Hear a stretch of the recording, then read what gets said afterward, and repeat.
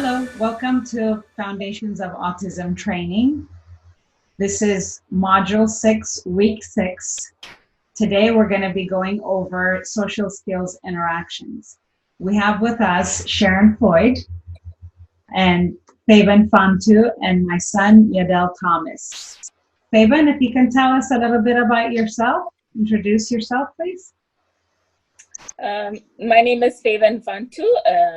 I am an education advocate specialist at an organization called the Regional Center that helps individuals with developmental disability. I have 2 kids who are on the autism spectrum. My daughter has Asperger's, which is the higher end of the spectrum. Very bright, but lots of social skills issues and things like that. And my son has autism, and he has very limited verbal skills, communication skills, very affected by autism, and that's the reason why I do what I do. I advocate for children's education, and that's a little bit about me. Thank you. Welcome, Fabian. And Yadel, can you tell us a little bit about yourself? What grade you're in, where you go to school? I'm going to be a senior this upcoming school year. I go to Walnut High School. I play for my school's basketball team. I have a brother who's autistic. He's like my best friend, and we split. I try to interact with him a lot, at least a couple times a day, you know, just to get him feeling good, feeling comfortable. Thank you. And Sharon, you want to take it away? Sure, thank you. And I want to welcome Fabian and Yadi, both for joining us today for this presentation. We're going to be talking about social skills interaction and how that impacts our students. When some of the earlier modules, we talked about just the characteristics of what autism are and identified some of the social behaviors. But in this module, we're going to be looking at upping that as they get older, looking at it across environments, which includes interactions within the family and also within the community. So when we look at different social developmental changes, in the early years, you'll see them may not engage in the social games, or they prefer to play with maybe younger children. They may appear to be bossy because they want the rules the same way and they want things predictable. And as they move into adolescence and early adulthood, there are gaps in their social skills become more evident. Because some of the social interactions that we have are more subtle. They have dating challenges. A lot of people think that children on the spectrum, as they get older, because they're on the spectrum, they don't have these wishes to date and form personal relationships, but that's just not true. And then some of the social challenges sometimes related to issues such as poor hygiene and not understanding some of their adaptive skills. So Fabian, I know you said that you have 2 children that are on the spectrum. Did you see any of these social skills changes as your kids got older? Yes, you know, when they were younger, it was more, you know, being engaged with kids and just play. As they grow older, they become more, you know, obviously you work really hard and do a lot of interventions to, you know, foster social skills. And then you find yourself kind of toning it down a little bit as they grow older, because, like, you know, you used to say, okay, you know, hug your friends, you know, be friendly and all of that other stuff. But as they grow older, the expectations of society change a little bit. So now you have to, you know, start teaching, okay, we can't be hugging everybody. We have to, like, you know, see other people's cues to be able to give, you know, the appropriate amount of excitement or, you know, social, you know, greetings or things like that. So, and like I said, my kids are on the, my daughter is on the one end of the spectrum and my son is on the other. So the intervention for both of them is very different.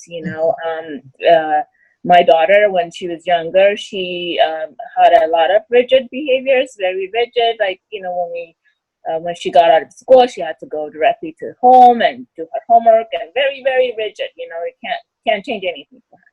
So as we taught her to kind of wean out of those rigidness, her social skills got better and better and better. And she still struggles. She's a second year going on third year in college, and she still struggles with a new environment, being able to advocate for herself and things like that. But has gotten a lot better, and she is able to at least gauge, people's cues and be able to provide that. Well, on the other hand, my son has a difficulty. It's for the kids who are a little bit more affected, it's very hard to learn things right away. It takes years, and to learn things. So he has to unlearn things that he learned to change them into what's acceptable to society. And so that's been difficult. So we still constantly working at that. And one thing I know that for sure, that no matter what end of the spectrum the child is, social skills is one of the skills that it's a lifetime learning, that they have to do. There's always going to be a situation that's going to come. It's going to require some kind of a learning process. So that's kind of been my experience. And you point out a good point when you said in the early years, in order to get the kids to interact, go hug grandma, go give them a hug, be more physically active as far as the hugs and engagement. But as they get older, they may not understand the transition, that they have a bigger body, that's not appropriate. And so that was a good analogy of how the social skills requirements change from when they're young to when they get older. That's a really good analogy of that. And having to constantly change. Social skills are never something you can count on consistently. They change according to the environment. And we're going to look at some of that as we go through the lecture. Ida, did you have any feedback with that as far as the changes from early to adolescence for each? Oh, yeah, sure. As Faven indicated, it changes from stage to stage. At early ages, it's looking at someone's eyes, it's maybe hygiene, it's learning how to care for yourself, and saying hi and things like that. As he gets older, now he's turning 14 and on Saturday, on the 11th, and his interest changes. So now it's more, okay, let's not be, what used to be so cute when he was young, now is no longer cute. It could be very dangerous for him. It could put him in a position where he could be taken advantage of. So we have to teach personal space. We have to teach, different sorts of social skills, like not too close and not, I'm sure we'll go through that as we move along the slide, but it just has to go according to their developmental stage. At the same time, what's appropriate, so what's socially appropriate for their age. So that time, that's a good point. So when we look at social interactions within the family, those are the first interactions that our students have, and that adolescents with ASD interact mostly with their immediate family. And so we see that family members understand their behavior, right? You understand what makes them frustrated, or items or activities that can assist, you know what to do to make them calm. There's usually fewer behavior issues because there's more freedom at the home. You can adjust the home that way, and the environment has been adjusted to meet their needs. So you understand the communication as well. their verbal communication, if they have verbal communication, or their idiosyncratic speech, which we know that that's speech that or language that we may understand because we're familiar listeners, whereas other family members may not, or unfamiliar listeners may not understand it. And then nonverbal, they understanding their gestures, and they may understand your gestures as well because it's within the family. It's something that they practice on a consistent basis. And you can anticipate their needs before they make the request. And I see that a lot, even in neurotypical kids, where when they're young, you know what they want before they ask for it. So they really don't have to use their language to do that. Whereas if it's not a familiar person, if it's an unfamiliar listener, if they don't have a lot of verbal skills, that person may not be able to anticipate. So within the home, you make adjustments for your child that are on the spectrum. So Ida, can you tell us what changes did you make in your home to accommodate your son, to accommodate Ethan? Well, first of all, he knows that when he has his own frustrations, he has a place where he can go and relax, take it easy, deflate.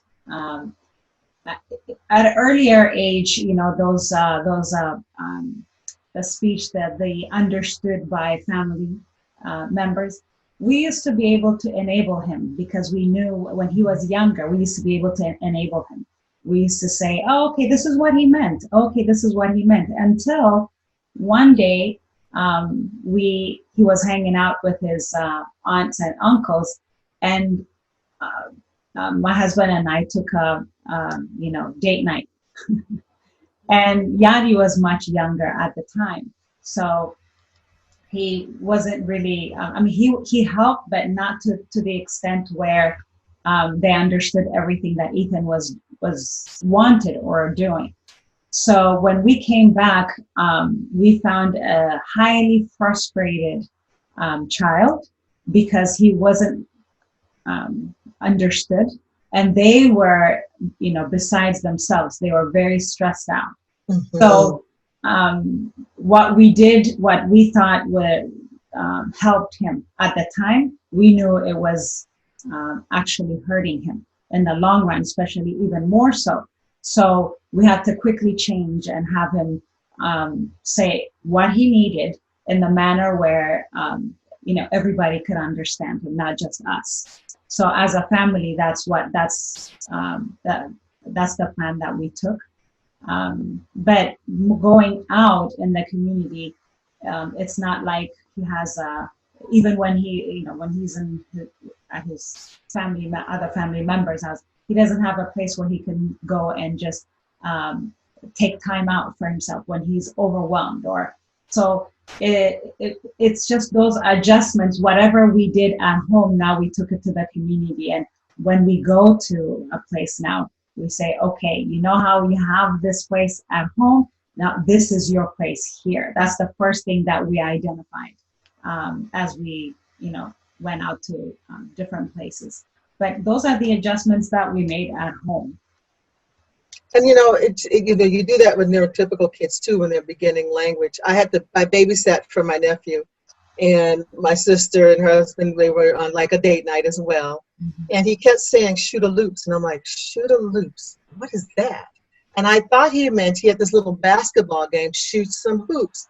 So I kept doing it and saying, oh, you want to do that? And finally he just started crying. So my sister called and said, how's it going? I said, fine, but he wants shoot-a-loops, and I don't know what that is. And she said, that's potato chips. What? So as soon as I looked at him, I said, potato chips. He clapped his hands and he's like, yes, you silly lady, I want potato chips. I had no idea what that was. So I kept, and I think with our students, a lot of times in our children that are on the spectrum, we play that guessing game. And after a point, they just get frustrated because we're not making good guesses and they're not getting their needs met, and just becomes this big problem when we look at things. So when we look at siblings, and we're talking about they may not fully understand the behaviors and needs of their brother and sister. Younger siblings may imitate the behavior of the child with ASD, or as they get older, they start to exceed the social interaction skills of their sibling that's on the spectrum. And if there's more than one child with ASD in the family, other children in the family will need to adjust to the differences between the two. And so, Fabian, this question's for you. You have two children who are on the spectrum. Can you describe their differences and what adjustments you guys needed to make in order to meet their specific needs? So, like I said, their needs were totally very separate and very different. So the way I chose to do it, and I'm a single parent, so it's a difficult road. And you know, my son, who is a little bit more affected, got a lot of his intervention from professionals, either in the home or outside the home, and he's always had a lot of attention around him. So how I chose to do it was by giving my daughter a lot of attention at home, and you know, she was what they call too high functioning. Don't like using that term, but so she was not able to qualify for a lot of the professional support. So I had to do her support and you know, create her intervention at home myself. And, you know, and a lot of times I see that families struggle because, you know, the kid who has the most need would have to go from one place to another place. And usually, you know, childcare is an issue. So the other kids kind of tag along. Mm-hmm. But we kind of did it differently. So we kind of tagged along to her events. So, and, you know, I'm not sure if it was the right way to go about it, but that's kind of how I went about it. So we made it all about her at home, while my son was supported and had attention throughout the day in school and after school, and when he comes home with the home therapy. So for whatever free time or whatever time, that family time that we had, it was really a lot about her. And so yeah, that's kind of how I dealt with it. But that's good to show that, you know, you have the two kids and you make sure that you gave that attention to your daughter as well, even though she was considered high functioning or Asperger's or the mildly affected by autism at the mild level. It's good to know that there was that balance. You tried to strike that balance, because sometimes it's hard to do that. And as a single parent, I can imagine it's very difficult. But striking that balance, seeing that even though she's high functioning, she still has those same social needs, and social skills building needs that, you know, your son has, just in a different way. So that's an excellent way to kind of have that, to equalize the attention that you're giving both the kids, because I'm sure he had a lot of therapies, a lot of people coming in the home to assist, and then she's there like, okay, when is it my turn? So I think that's an excellent way to kind of make it even, and making sure that her needs are met, because they're just as important with the social skills that we'll talk about later for her as well. Right. So now we're going to come to siblings. And, you know, kids may not invite their friends over to their home because they may fear that the friends not understand the behavior of the brother or sister. They can interfere with their friends engaging in the game. And they may have concerns even that their friends may share that information or share the behavior of their sibling with other people or other out in the community.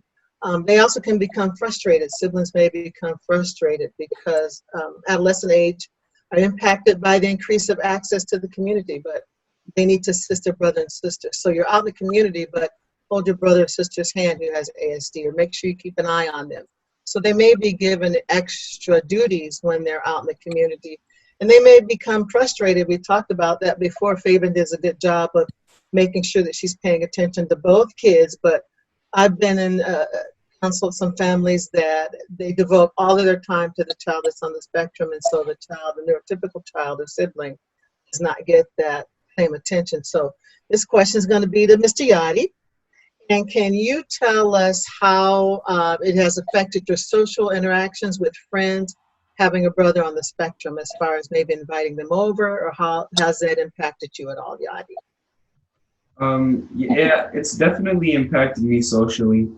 I always, well, first, like the school that I go to, there's there are a couple kids with ASD and other kids on the spectrum that attend the school, and some kids find it comical to make fun of their disability, make fun of, like, if there's a kid who's not high functioning, who has ASD and is stemming very loudly.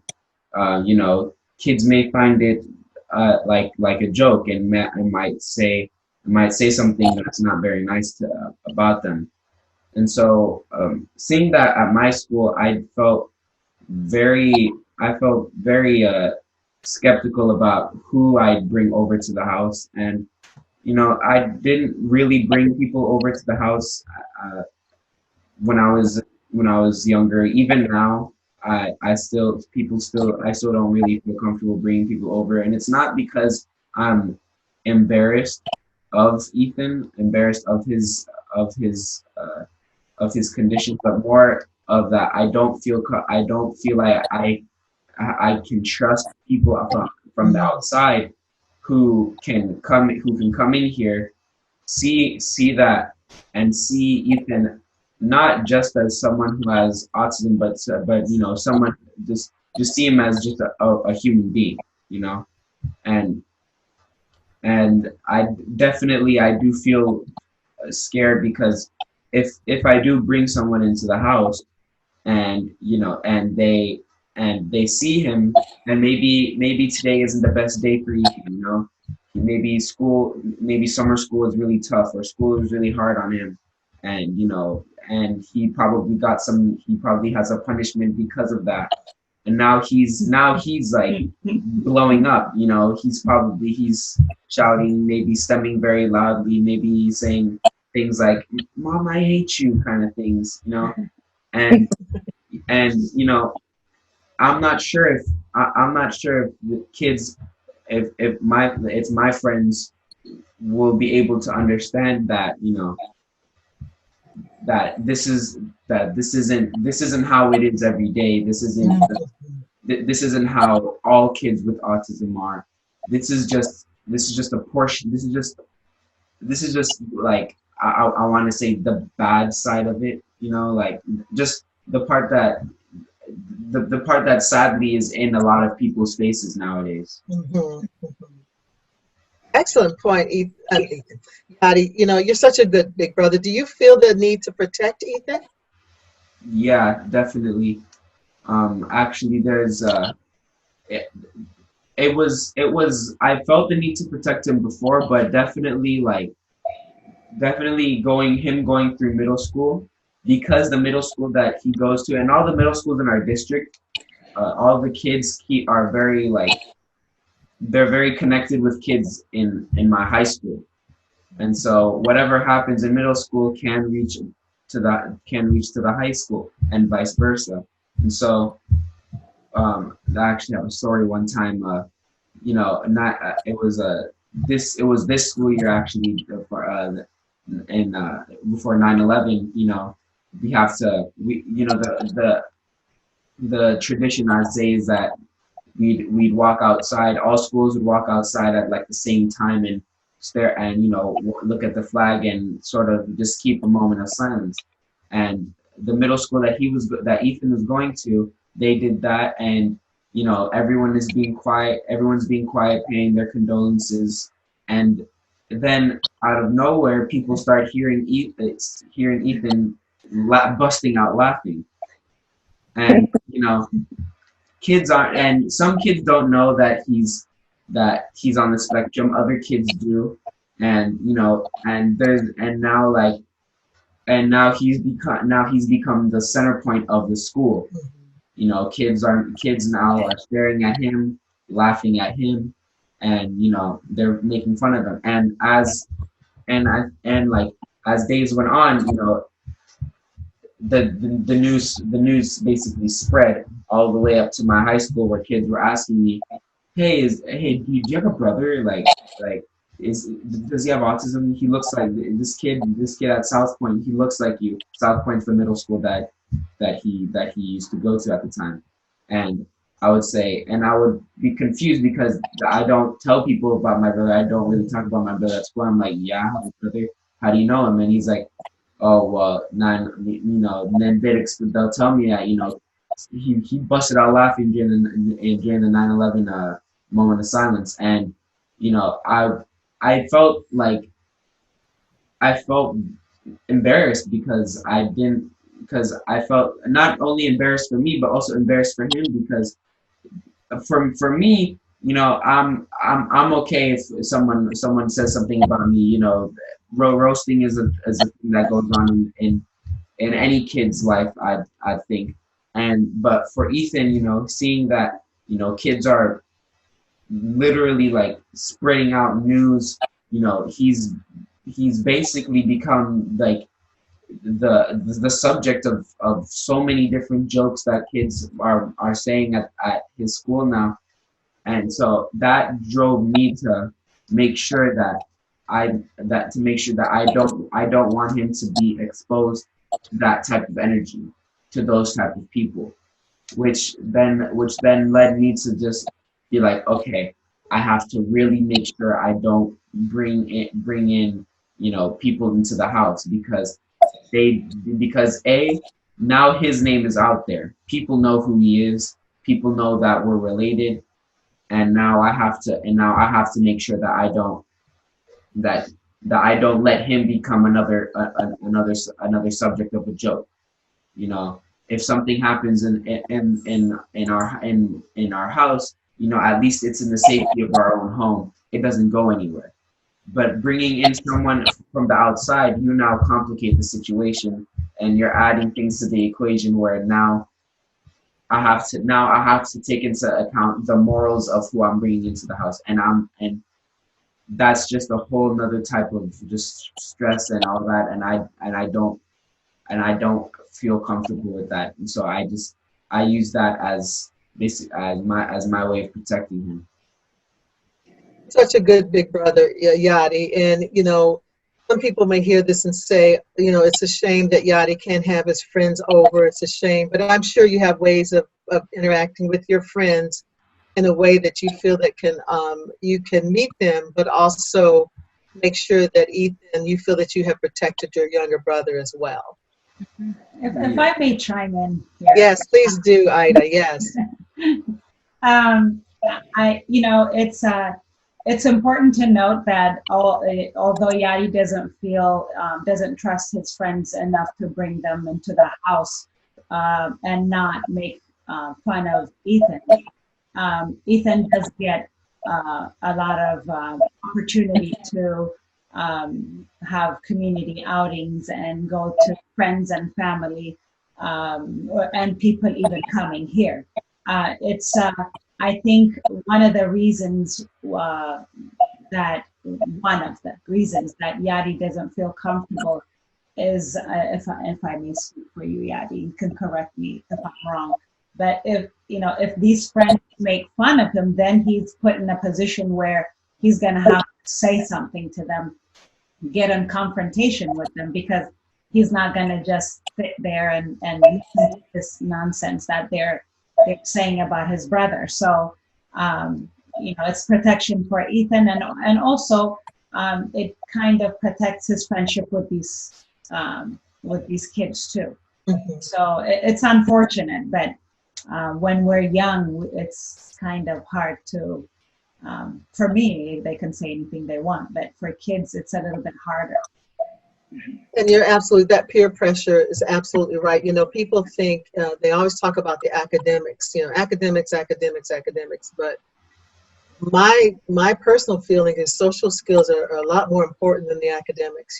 We can, as teachers, as educators, as parents, we can make the accommodations and changes we need to teach certain academic skills, reading, writing, math, whatever it is. But the social skills they change so quickly, and they are not a constant thing, and it takes so much to understand and navigate through the social world that it is difficult for our students. And it does, I'm so glad, Yadi, that you joined us, because it shows not only how it impacts Ethan as an individual on the spectrum, but also and impacts families, impacts the parents, as Fabian's talking and Ida's talking, but also how it impacts the siblings. And so I think we always need to keep that in mind, the whole Yeah. If I act of village. Yes. Fabian, yes. I really want to add to this a little bit. First of all, Yadu, you're such an incredible young man, so I just wanted to say that. But this is kind of actually my passion about protecting siblings and making sure empowering siblings. A lot of times, it's hard on parents, obviously. So there's a lot of parent groups, there's a lot of parent support, not a lot around siblings. And I think it's very important society to understand the pressure the siblings have. And it's one of the closest and the longest relationship an individual with disability would have. And it requires a lot of, support. So I think in the Ethiopian community, as well as any community for that matter, we really need to, think about that and put things in place to support the siblings. I used to run a sibling shop, sibling support group called Sib Shop. And what it is a lot of all the kids that come into that group are siblings of somebody with a disability. And they talk about their fears, and they talk about stuff that you just talked about, your experience and how you dealt with it is, really good information for somebody who's going to go through with it in the future and how to respond and things like that. So it's really important that we facilitate an environment for our SIBs to come together and share their experience, bond. And sometimes there is times that you need a vent, right? You need a vent, and you don't want to do it in front of your parents because you don't want to add to their pressure. There's a lot that goes on. So it gives families and siblings an opportunity or a platform to kind of talk about these things without having to fear what other people would think about them, because all the other peers are in there in the same situation. That's an excellent point, Fabian, because having that sibling group does give them that camaraderie to share things, and the other kids understand what they're saying. So, because a lot of times they've been through it as well. Some of the times that we see that the older siblings become caregivers. And so, Fabian, in that group, do you talk about how a lot of times, just in order to manage the house, not to say that parents shouldn't do this or they're doing it too much, but just out of necessity, the older sibling may have to do extra care for the younger, if it's a younger sibling on the spectrum, and even if it's an older sibling on the spectrum, depending on the age difference. Do the kids talk about that as well, having to, and I say caregivers and as giving more responsibility of looking out for their sibling when you're out and about in the community or even in the neighborhood? Right. Yes, they do talk about it, and sometimes we allow the kids to talk, and we take pointers, and we don't talk about what's talked about in the group with the families, because that it stays within that group, and we don't share that. But we take pointers and concerns and kind of do like an update with the families, and kind of letting them know what other ways they can do things, without having to pressure the siblings. And a lot of the times, some of the siblings have a hard time talking about it, but it does cross a lot of the siblings' minds, is what happens when if something happens to my parents, am I going to be the one who's going to be taking care of it? So those are the kind of conversations that comes up. And so sometimes we do invite older siblings that are already grown up, and some are caregivers for their siblings, some are conservators, some don't really have a lot of involvement. And what that look like, what are the options and things like that. So the whole purpose of having these conversations is to have an open discussion for once, and address the concerns of the siblings, because a lot of the things, the siblings are already watching their parents go through a lot of difficulty with the siblings with a disability, and they don't want to, I find that they don't want to add to that pressure or to that hardship. So they kind of tend to not talk about their issues or not wanted to bring up their concerns. Or it could be the other way. And some kids act out, trying to get the attention. So if you're not going to give it to me, I'm going to make sure that you give it to me, my way. And so, but having these discussions and allowing these kids to talk about them openly, put them in a position, I'm not alone. Like, there are other people going through it. And there are people before me that have gotten through it, and they've figured it out. So it's really, really important. I think more than the, parent support groups, I'm passionate about supporting the siblings, because that is, we find the longest and the most connected. These kids grow up together. Like Yadi said, it's their peer. They watch their peers having some kind of way of, some kind of opinions about their siblings or the likes of their siblings, and so they have it a lot more difficult than we parents do. Good point, and good. That would be something really to think about. I don't know how that would translate in Ethiopia, to have those sibling groups, that they can have a place to go and share that information and share their experiences. And that makes them stronger in how to, since it is a long time relationship, on what they can do and what they can prepare for. So we talked about the nucleus family, the immediate family. Now we're going to talk about the extended family. And some families may even decrease their interactions or not visit extended family because of several reasons. They're afraid they may not understand the nature and characteristics of autism. They may not understand or agree with how the parents address the behavior. A lot of times, especially for high-functioning kids where they have this amazing vocabulary, and you go somewhere and they're acting out socially, people think they're acting like a brat, or you need to just tell them to knock it off, when it's not that easy. And even they may become fearful when the child enters their teenage years or young adult, and they're in this big body, but cognitively they're behaving much younger. The extended family environment, unlike the parents, it may not be set up for the child that is meet their needs. It may not be easy for them to navigate in that environment. The child may not understand the boundaries of that house. They may start roaming around the home, opening refrigerator, touching things they shouldn't touch, and then wanting to take home items that they're interested in but need to stay at that house. So when we look at the extended family, this is for Ida and Fabian both, how do you prepare when you're visiting the extended families? Are there some celebrations that are easier than others? And would you like more interaction, or is this not an issue? So those are some of the questions I have to put to you, when you're looking at interacting with your extended family outside of the home. So now you're going to their house.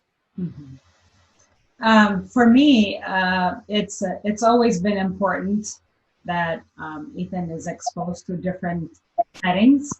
That way, we're not statues. We won't live forever. So we want to make sure that we set him up for success. And luckily, we have a lot of extended families.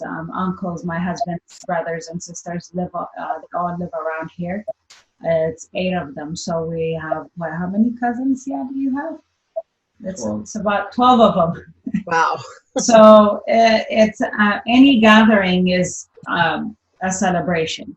The difficult part was for Ethan to not to go and open the refrigerator and get things to eat although they say, it's okay, let him, this is his house. And I understand they mean well, but however, if we don't teach those skills that you can't go to someone's home and do those things, then he's going to think that anywhere he goes, he can do that. So it was very hard for them to understand because they took offense to that, some of them, because, this is, we're not strangers. This is his home. My kids come to your house and they open the refrigerator and they do whatever they want to do. And why can't your kids do the same? And I made sure that Yadi didn't do that, and even Christian now doesn't do that, because if I can't single Ethan out not to do that and let the rest of them go ahead and do whatever they want to do. So it was very difficult. And he would ask something that maybe not the best thing for his diet. So I would say no, but there are those aunties and uncles, especially aunties, that are like, okay, yeah, don't tell your mom. You can have that. And, they're very honest. It's like, so auntie so-and-so lets me do that, and you don't let me do that. You're being mean. And it was very difficult. So I had to put my foot down. Later on down the line, they understood what the challenges were. So now we're all in the same, somewhat in the same page. But it was difficult, though. We continued to work on it, because it's an important skill for him to, and it takes a long time for any skill to teach our kids. So now he's he's taller than everybody, but now he understands what he can and cannot do, where he can do that and where he cannot do that. But it took a long time to teach that skill. So, yeah. Fabian, did you come across the same things in visiting extended family, or had to educate them, or any of the things that Ida had mentioned? Yeah, similar issues. A lot of my family is in the East Coast, so I rely heavily on, having friendships. I have a friendship circle that's 16 families deep, and we meet every 6 weeks.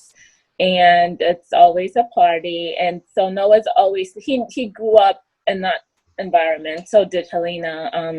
And, Helena's social needs are very, she's awkward, in those environments she does well because everybody knows her. It's an environment where people don't know her. They can mistake it, some of the things that she says or do as rudeness. It's very direct. She can offend somebody very quickly. So if you don't know Helena, you can easily get annoyed or get offended or, think that she's rude. So those environments are actually has been really, really good for her in terms of teaching moments without having to feel like awkward because people know her. For Noah, it's also been a great environment for him. He, not only for him, but for the children that came after him and came before him in our group. When he was younger, yes, it was difficult because I had to run around making sure that he's safe at all times. But as he grew older, it got better. He knew what to do. The kids know what to do with him and how to support him. And, a lot of the boys would play basketball, but then they would occasionally call him and have him score a few, baskets, and they would cheer him on and things like that. And they've become better people because of Noah. So when they go out into their community, into their, schools, they recognize kids like Noah and are supportive. So, I haven't had a whole lot of issues and negative issues in terms of family and friends, aside that, yes, you don't want him to have that cookie, and they give him the cookie anyway. But that's kind of small in terms of what he's gained. So the family and when we travel, we go to the East Coast quite frequently. He does really well. He does really well with family. So yeah, nothing but positive in terms of that experience. That's excellent. And I think you both prove a good point that once you educate people about what's going on, it's really hard for them to stick to that if it's family members because they just love them so much. And, they want to spoil them and one cookie's not going to hurt them and let him go in the refrigerator and get what he wants. This is family. But you do have to set those rules because you're looking at the bigger picture. But both of you mentioned not only is it a benefit for Ethan, but it's a benefit for the family members that interact with him. And they learn how to, like you said, Fabian, when the kids meet other kids that are maybe like Noah or Helena, they like, oh, I know how they interact. I know what, it's no big difference. It's just the difference, but it's no big deal. So it's an education for everyone. So not only, families have a hard time, they worry. We're going to talk about some of the worries of, when the kids are in the communities, but starting with extended family and having that success really sets them up to be successful in other environments as well. So excellent examples of that. So we're increasing the social interaction across environments and home, and then you invite relatives to activities in the home that are motivating. So how can you do that? So if you're going to have activities and you want your child to maybe interact, some of the things you might consider, some of the suggestions that I've seen and things that I've seen, the strategies are to keep the initial visits short if you're just starting out. And some parents are just starting out. They're just starting to venture out and having people come to their homes. And so we want it to be successful, not only for the child, but for the family as well. Have a clear beginning and ending of the visit or the activity. So, they're coming over. It may be for, Christian's birthday party. We're going to have cupcakes. We're going to swim. We're going to play a few games. And then at a certain time, they're going home. And I always say at approximate time, because if the child is still rigid and you said they're going to be going home at 4 o'clock, it may become 4 o'clock and they're like, you need to leave now, it's 4 o'clock, go home. so we want to build in that flexibility. Around 4 o'clock, it might be a little bit before then, a little bit after then, but that's when the activity, so they can have kind of, and this is just initial, this is not what you have to do every time, but if you're trying to set this up initially, match the cognitive level to the activity. So don't have something that's beyond their cognitive level of playing a certain game that has multiple steps that they're maybe not able to keep up with or attend to. And make sure that there's a level of functional communication that provides a basic understanding to family, to familiar and unfamiliar listeners, so that everyone in the home kind of has an idea of what the child is saying and what they want and how to engage. And some students, we know they have, picture exchange communication, FX, or they may have a device that they use in order to communicate. So what means of a functional communication that they have. And then you can teach them a simple game or activity. Match, again, the cognitive level to the activity. You're looking at the social interaction should be practiced with different members of the family. If you always have the same person, they tend to be able to anticipate how the game's going to go and may be able to guide them or prompt them a little bit more than what you want. And so that could be mom or dad playing the game, and then brother or sister, and then maybe a cousin if they're over. And then you want to build flexibility in the activity to avoid that rigid behavior. So this question is going to come up to Yadi. Yadi, what games do you play with your brother, and does he always want to win? We play a lot of games, board games, card games, basketball, tag, hide and seek. I like to keep the games, in variation. And when we first started, like playing games, I used to feel bad for him because I felt like I had an unfair advantage, or I felt like it was, it's too easy. Like I didn't really understand like how what it meant to like let someone win. Mm-hmm.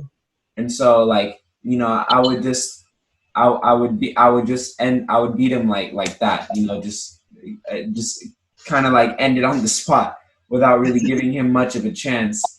And but as like as time grew, like as time went on, and as our relationship, got better and better, and as we interacted more and more, and we both started understanding each other more and more.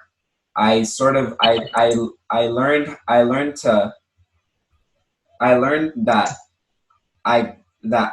I couldn't be so blunt with the way I was playing games with him. I can't just like beat him all the time, make a situation where I let him win. Because Ethan's not stupid. He can see things. He can see, like, he can see through the fake stuff. Mhm. So when we play a game, I learned to keep it competitive, basically. And if I felt like we're playing a game, like if we're playing basketball or something like that, and he's not really there, then I might add something into the mix. I might say, if I beat you, then I'm gonna sing a song, and it might be a song that he stems. It's a song that he stems, and he hates it when people join in and sing these type of songs. And so then that sort of wakes him up, and he's like, "Oh no, you're not." And like he'll start coming in, he'll start coming up and trying, and I'd get that competitive nature back from him. And when he loses, it's like, I find the greatest thing is that when he loses, because I see in his eye, like, that competitiveness, that hate of for losing. And it gets to the point where he's even ready to, like, cheat every once in a while. If we're playing card games, he might get rid of a few cards, or he might try and, like, if we're playing Uno, he might try and, like, stack two cards on top of each other, pretending it's one. Or basketball, he'll change the score, or and and that I like about him. That's what I feel like people would want to see, is that's that sort of competitiveness, and that sort of willingness to cheat while it's wrong. But at least now, like, at least it builds like that want to win, that drive to win. And, I like the way you did something motivational for him. So if he's not in there, you're going to sing his song, something to bring him back to it, rather than saying, "Pay attention, come on, don't you want to play?" You yeah, know how to kind of get him to participate just by saying those things. When I was a teacher, and I call parents, and I get all excited when my students would either cheat or lie. And the parents are like, "Why are you so excited?" And I'm like, "We were playing a game and he cheated. That's wonderful, because now he's thinking ahead. He's thinking, there's a little theory of mind going on there. They told me a lie because they're like, I know what's coming up if I tell her the truth." So I think these are common things that we see in all kids when they're learning a game. They want to win. And Yadi, you are a perfect example and such a blessing to your brother, because you figured out ways to keep him engaged. You figured out ways for him to play an activity the way any other kids would play. So that is just a wonderful thing, and it's a good idea. What happens? What do you do when he gets frustrated? When he gets really frustrated with the game, you can't motivate him to go through it. What does he do? Does he just walk away, or does he start to engage in stems, or what does he do? So if you're playing a game and he just gets frustrated, doesn't want to do it, you can't kind of pull him back in. How does Ethan manage that? Well, if we're in the middle of a game, and he's really, like, not, he's frustrated, maybe he sees himself losing, he can't really see a way out of it, then like then then what I try to do is that I try and tell him, like, "Hey, I you don't know, like, you don't know how it's gonna end up. I could make a mistake. I could mess up, and I could lose, and you could win, and I won't sing the song." And that might bring him back into it. That might get him back engaged, back into that, and bring back the competition. But like, let's say if he lost, Ethan doesn't really get frustrated when he, like, when I say frustrated, I mean like he doesn't blow up when he loses. He doesn't like he doesn't like get all mad to the point where there's a behavioral issue, but he does show that, like, the normal amount of frustration, I'd say, like sort of like the frustration you and I would have if we lost the game, like the dang it, like, though that type of reaction would be more common with Ethan rather than him blowing up and getting into a stemming episode or something like that. That's I excellent. would have to add also, Ethan actually wins certain games, a lot of games, honestly. It's especially the way he plays Jenga. It amazes all of us, the way he pulls up that brick block very calmly, very, it's amazing how he plays it. Card games, he wins a lot of times. He's lucky to win. So it's a fair game, I have to say. Well, what's good about this is that he's engaged in multiple different types of games, not just video games, which is really, you can play in isolation. Even when you play with someone, it's still not that interaction, but it's good to hear that he's doing like basketball and he's doing card games and board games and Jenga. It's good that you have a variety, and it sounds like from what you're saying, Ida, not only does Yadi play with him, but Christian enjoys it, engages with him in certain games that you probably have family games. Fabian, does Noah and Helena play games? And if so, how does that work for them? So they're both on the spectrum, right? So Yes. different needs, but they're not into board games. No matter how much I try to encourage it, they're both not. So like, I'll be sitting by myself and playing myself, right? So, but however, Noah's really, really good at puzzles and word search and things like that. Those are the things that he enjoys. And other than that, he's very athletic. So he does a lot of skating, skateboarding, bike riding, and things like that. So they do share that. So they do a lot of that together. Yeah, so that's been a challenge in my household. To get them engaged in one game and nobody wants to play it, like I set up the table and both of them are doing something else different. So, and nobody cares about winning or not winning. So that makes it very challenging to get them to get motivated and be able to do things. They would go through it, but it's not like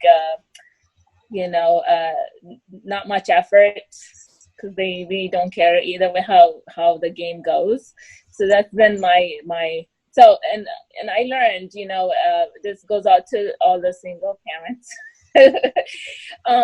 I kind of learned how to pick my battles, because I can't get myself exhausted to take care of the things that really, really need to be taken care of. So that's not one thing that I really fuss about. So I try, if they're not playing, then we'll just call it a day and have them do what interests them. So that's kind of how it is. That's good advice. A lot of parents, they may think, I got to sit down now. We got to play Candyland, and nobody, everybody's crying and throwing pieces, and what's the point in that? But I think, since, Noah's very active and outside, there's still opportunities for that social and different, kids, different things. Some don't like board games, some don't like card games, but, finding things that they do like and then building on that opportunity for social is really what you can do without, like you said, stressing the whole house out. So now we're going to talk about the neighborhood. And these are questions that we can ask any family. How close, how well do you know your neighbors? How close is your house to your neighbor's house? I'm from Wisconsin and I lived in the city, but as you get into the rural areas, some of the friends I went to school with, I went to visit her on her farm when I was in the university, and I went home with her one weekend on the farm, and the houses, of course, are really far apart, miles apart, because it's a farm. So she knows her neighbors, but you don't really see them that often as you do within the city. How has your neighbor been to your home? Have they ever been into your home and know your child? Are you comfortable with letting your neighbors know your child has autism? And this is something where, you know, in some cultures, it's a stigma. And some families are reticent to let their neighbors know that they have a child with a disability. Has your neighbor seen or been around your child with autism? Does your neighbor have children that you know of? Do you have other children that play with neighborhood kids? So even if they haven't been to your home, have the neighborhood kids come over to play with maybe another sibling? And if your child has wandered away from home, would your neighbors know where he or she lives? So I'm going to stop there. And this is open for a communication or for a conversation on how well you know your neighbors and how well do they know your child or your children, and in favor in your case, that have ASD. So yes, I think in the lifespan of since the children were born, I think we lived in three different properties. The first property we lived in 14 years.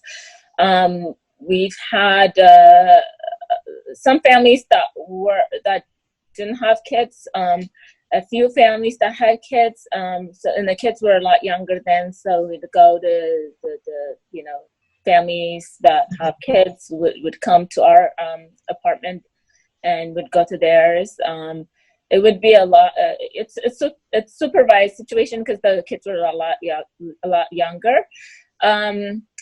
But I always make it a point, no matter where we live, to let my neighbors know what the situation is in the household,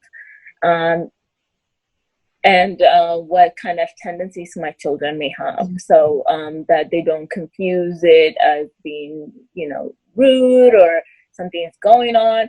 If Noah's having a tantrum, they would understand, oh, that's Noah having a tantrum. If they see Noah unattended, and which has happened before, I think he followed me out. My sister was in the home, and he got locked out, and she did not know.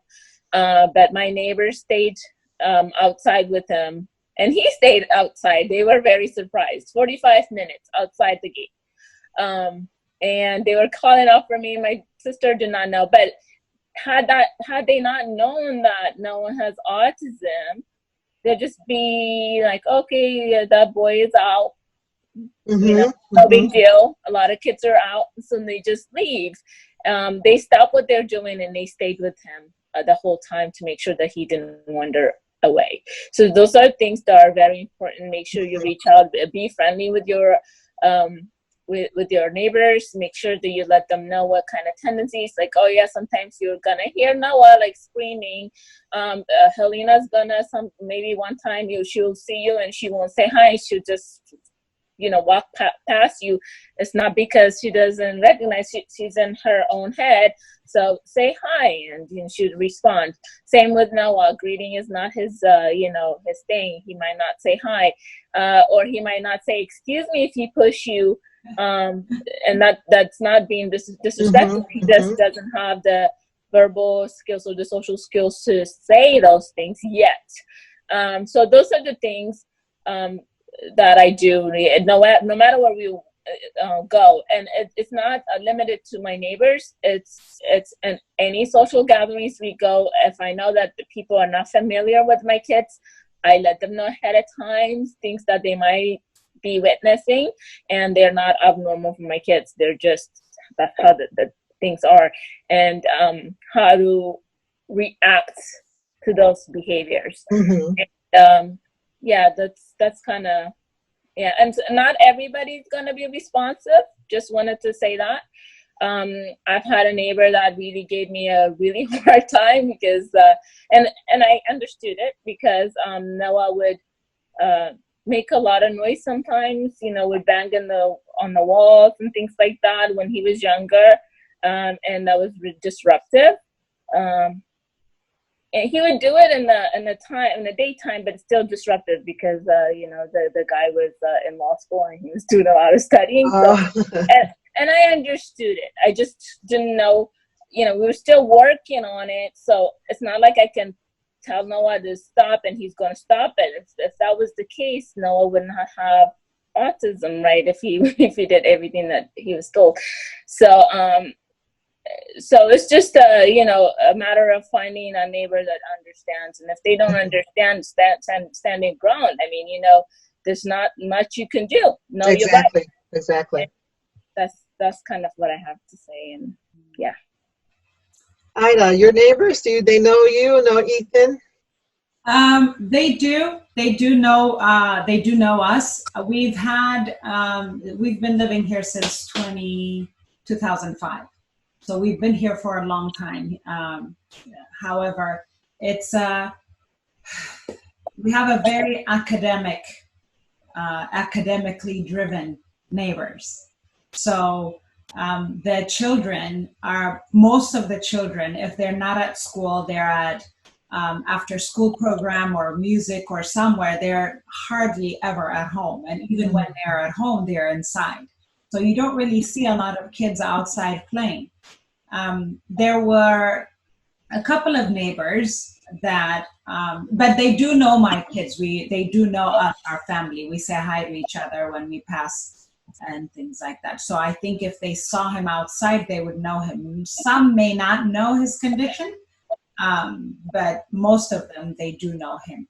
There were a couple of neighbors who used to live here, who used to come, the kids used to come and hang out, but they wanted, even though they were Ethan's age, they wanted to hang out with Christian, the younger one, because of Ethan's limitations, social skills limitations. So, and they invited Christian to their home, and Christian used to go, and Ethan used to wonder, why can't I go? So one time I went with him, and I didn't want him to go in there and try to go to the bedroom or get their remote control and change their channel, or go open the refrigerator and see what's there to eat, which he would have done. So he wasn't allowed to go.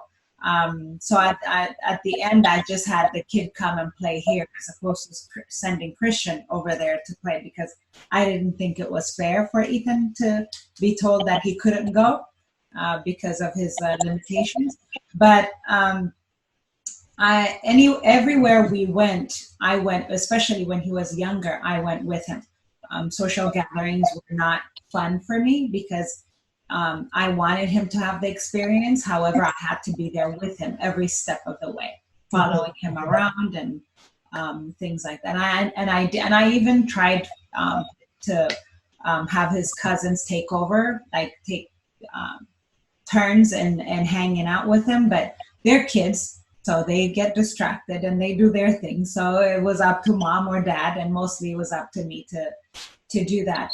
But I do have a story when we had a little fire accident at home. So while they were doing the repairs, we stayed at my brother-in-law's house, which is not far from here, but still it wasn't home.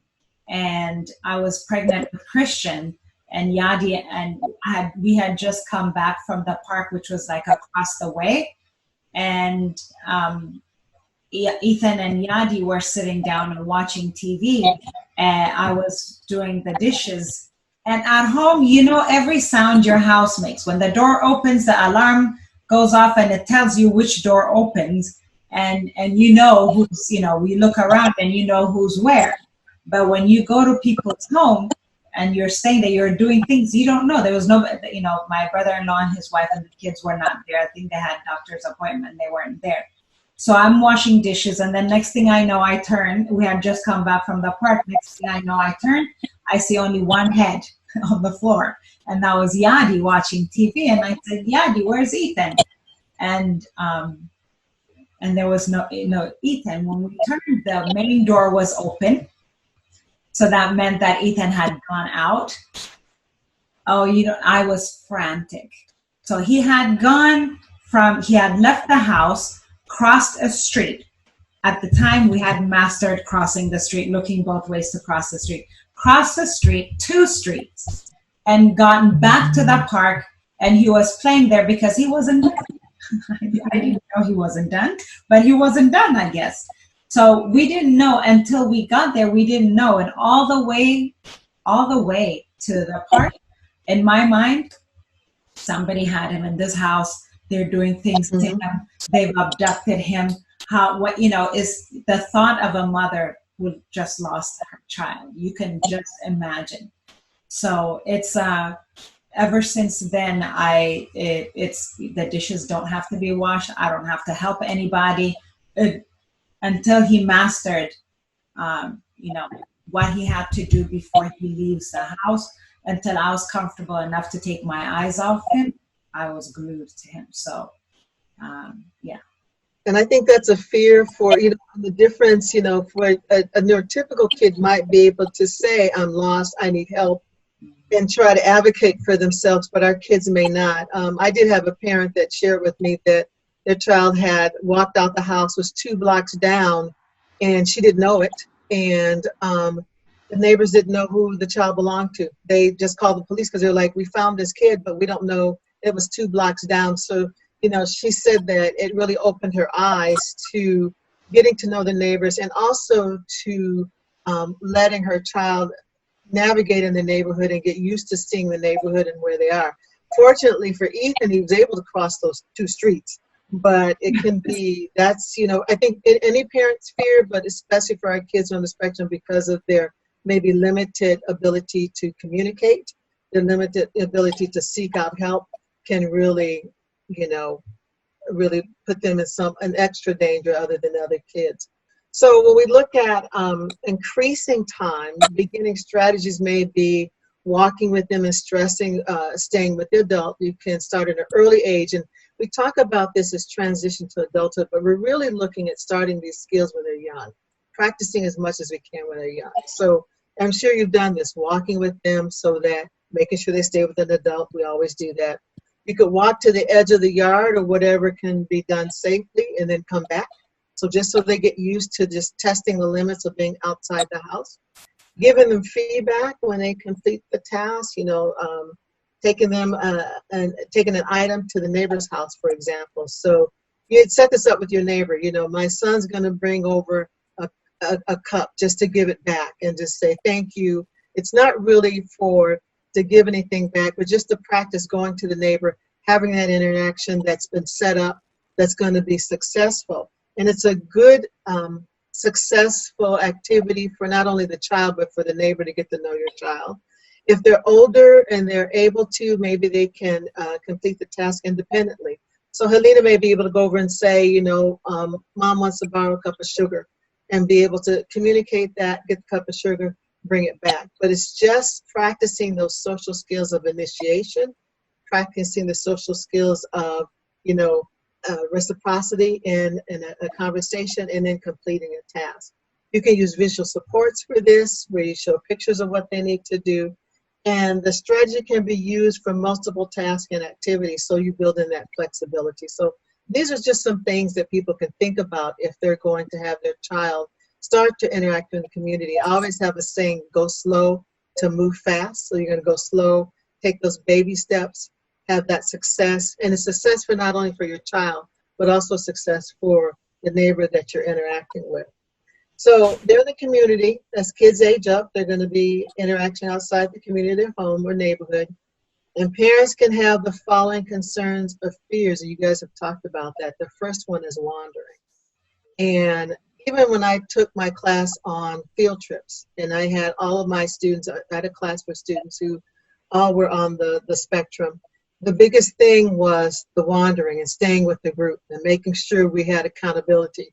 So even on the playground, I would do that. I'd go out and our heads would be bobbing, and people like, why are your heads bobbing? I'm like, we're counting kids, and each one of us better come up with the same number. Otherwise, there's something wrong. So wandering away from the parent or caregiver, getting lost.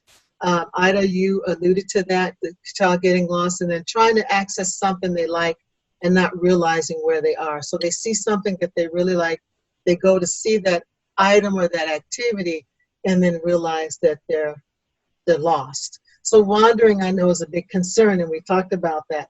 How about getting hurt? They have an accident or something, and they're not able to communicate their needs, and not being able to let someone know that they need help. So have either one of you experience where your child has either you shared wandering, but something where they've gotten hurt and they can't explain what it is, they can't explain that they need help? Have either one of you, Fabian or Ida, experienced that with your child or your children? Once he was he had occupational therapy right after school when he was in elementary school, and they had him on a monkey bar, and the person at the time, he was getting bigger, his physique, and this tiny girl was working with him, and she had him, she was holding him up, but I don't know what happened. She let go and he fell. And he has a very high tolerance for pain. So we didn't know he had sprained his leg. They had him working through, I had stepped out at the time, to get something from the car and come back. And I noticed that he was walking funny. He wasn't putting a lot of weight on his right leg. So I asked, I said, what happened? Did something happen? Did you fall? Did you hurt? Did you twist your arm? It hurts, is all he said. He didn't say, I fell. He didn't say anything. He said, it hurts. And I said, did he? No, he jumped off. She said, well, he jumped off where? From where? From the monkey bar. Ethan doesn't jump off unless you let him go because he can't hold himself up. So I took him to the doctors, and they did an x-ray and found out that he sprained his ankle, and they had to put boots on him. It just killed my heart. It just destroyed me internally, because if I had noticed how he was walking, if I had stayed in the car and say, call me when you're done, they would have just kept going. So it's that always stays on my mind. Now I have to look at his eyes and I have to say, Ethan, do you have a headache? I can see his eyes and know that he has headaches every now and then. And if Ethan says something hurts, that means it's a pain that you and I cannot tolerate, because he has such a high tolerance. So I worry about that a lot. If I'm not around, who's going to pay attention enough to know when he's hurt? But now he's able to say, but only when it's really, really bad. Mm-hmm. I know one of the parents, I had a student in my classroom that he started pushing kids, and I thought, this is a new behavior. So of course I love data. Data is delicious, I always say that, but he would push kids, and I thought, so we were trying to figure out when it was happening. Was it happening during an activity that he didn't like? Was it happening when he wanted something? It was very, very random. And so it wasn't until I think maybe 2 weeks later that the parent shared with me that he had an impacted tooth. And they didn't know that until he went to the dentist, and they're like, man, this tooth is really bad. And what we figured was every time that pain hit, he would push someone. Mm-hmm. So he had no way of letting us know that he had a toothache and that it would hurt. He just expressed it just by pushing, like, oh, this really hurts, and having that behavior. So that's one of the concerns I know that parents have. If you're in the community and the child gets hurt, would they be able to communicate that, and what would happen? The other is being taken advantage of. And as student gets older and they're out in the community more, this could be anything from being physically touched inappropriately, inappropriate social advances. It could be that victim of a crime, or having the young adult tricked into engaging into an inappropriate behavior, like tricking them into stealing something and saying that it's okay. So not only do we worry about our students wandering or maybe getting hurt, but there's also that component of them being taken advantage of, because they are a lot of times naive. They're not aware of all the social, nuances that can go along. And unfortunately, people will figure that out. So these are some of the things, community concerns I know that families have. And as kids get older, Fabian, you have a young lady that now is of age, and I'm sure she's beautiful. And you worry about that. You worry about, does she understand these different social interactions that may be inappropriate for someone who's interacting with her? Right, and it's such a difficult thing when you parent a very high-functioning child. And in essence, you don't want to deprive them of their freedom, and you want them to do as much independent things as possible. But then again, some of the skills are not there, so you kind of worry about it. So our journey has been very complicated, back from when she was in high school, trying to teach her to take transportation, Mm-hmm. and then move on to Uber. I remember the first time I let her take public transportation, I said, I'm just going to have to do it. And I decided one day I parked in front of her high school. I called her and I said, you have money. I can't come. I'm at work. Figure it out. Let's see how we can get home because I can't come get you. So that's basically what I did. And she surprised me. And obviously I was on the phone with her and I was following the bus that she was on. She didn't know. But kind of set her up that way to kind of push her, but do it in a safe way. So once we figured out that she's able to do that and that, she's able to do it safely, I'm not advising anybody to do this. This is how I did it. I'm sharing my experience.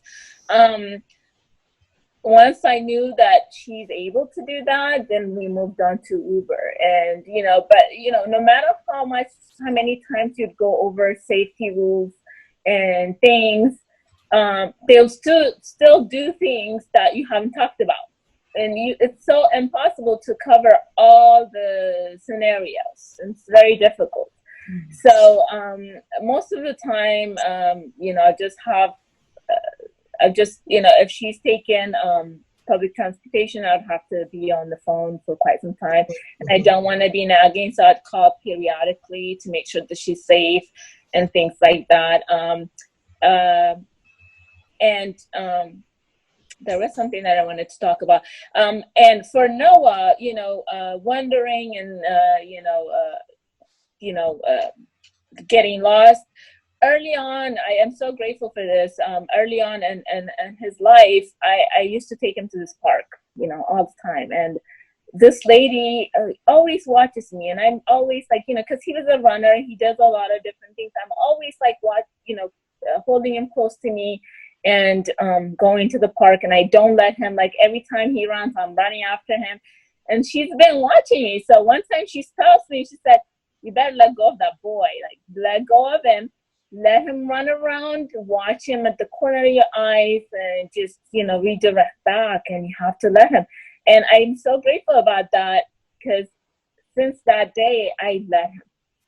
And I redirect and I say, and I redirect back and I tell him, like, he's not verbal for the most part, but I did talk about it. And so for that reason, even when we go to places that are crowded, we go to a huge celebration, like I let him roam around. And I just tell him, like, I'm going to be right here, so go roam around and come back.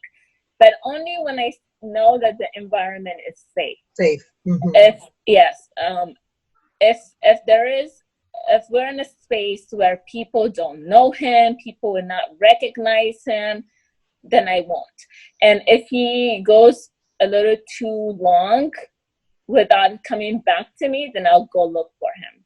And it has to be in a controlled environment. But the key is that I think we have to allow for those flexibility to be able to start teaching kids a little bit more independence. That's kind of what I find. Just doing little by little.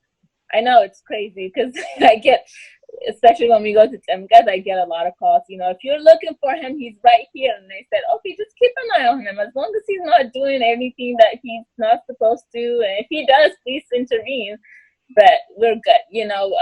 Bottom line is that I want him to be able, when he's older, to go to places and, be able to have independence and know where to go back.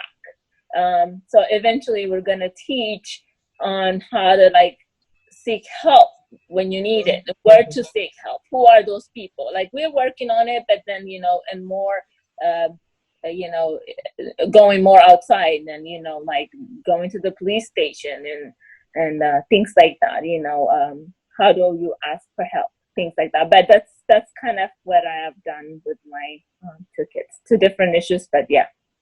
But it's two different issues, but still the same foundation of social interaction. It's Right. just the different ways that you approach it.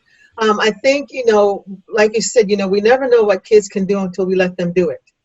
And so, a lot of times, my son, he's not on the spectrum, but he was a runner, and I always had his hand, or poor thing, the back of his shirt, or always had contact with him. And so my sister said, she said, would you please let him go? He's he's not going to go far. He will notice when he's not with you. And I'm like, okay. But I was nervous because I'm like, he's going to take off. And I'm not, and I even told her, I said, then you're going to go get him when he starts to run. And she's like, I'll go get him. And sure enough, he knew to run, how far to go and stuff. And he knew to keep me within. Sometimes he didn't, but you're right. We need to start to do that, to build that flexibility, because, as they get older, you're not always going to hold their hand. Right. I know some kids with different cognitive levels that may require more support, but as much as they can be independent, that's really what we want to move towards. So when we look at in the community, families can have different comfort levels in having their kids participate. The neighbors, families that live close proximity of a child may be aware of the child's disabilities and behaviors. Some families choose not to share the information with their neighbors. Because of a stigma that they have a child with a disability. But when we look at, families may limit their participation in necessary community outings.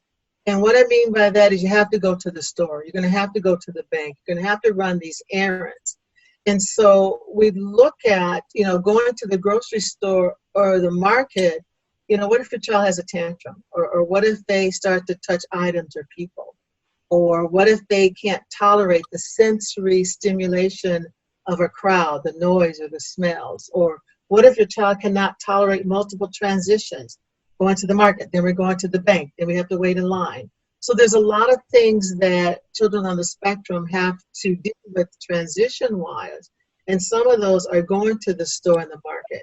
How many of you have gone to the market just to practice going to the market? So you're not really going there to buy things. You are going to go to buy things, but the real purpose is to teach your child how to behave in the market.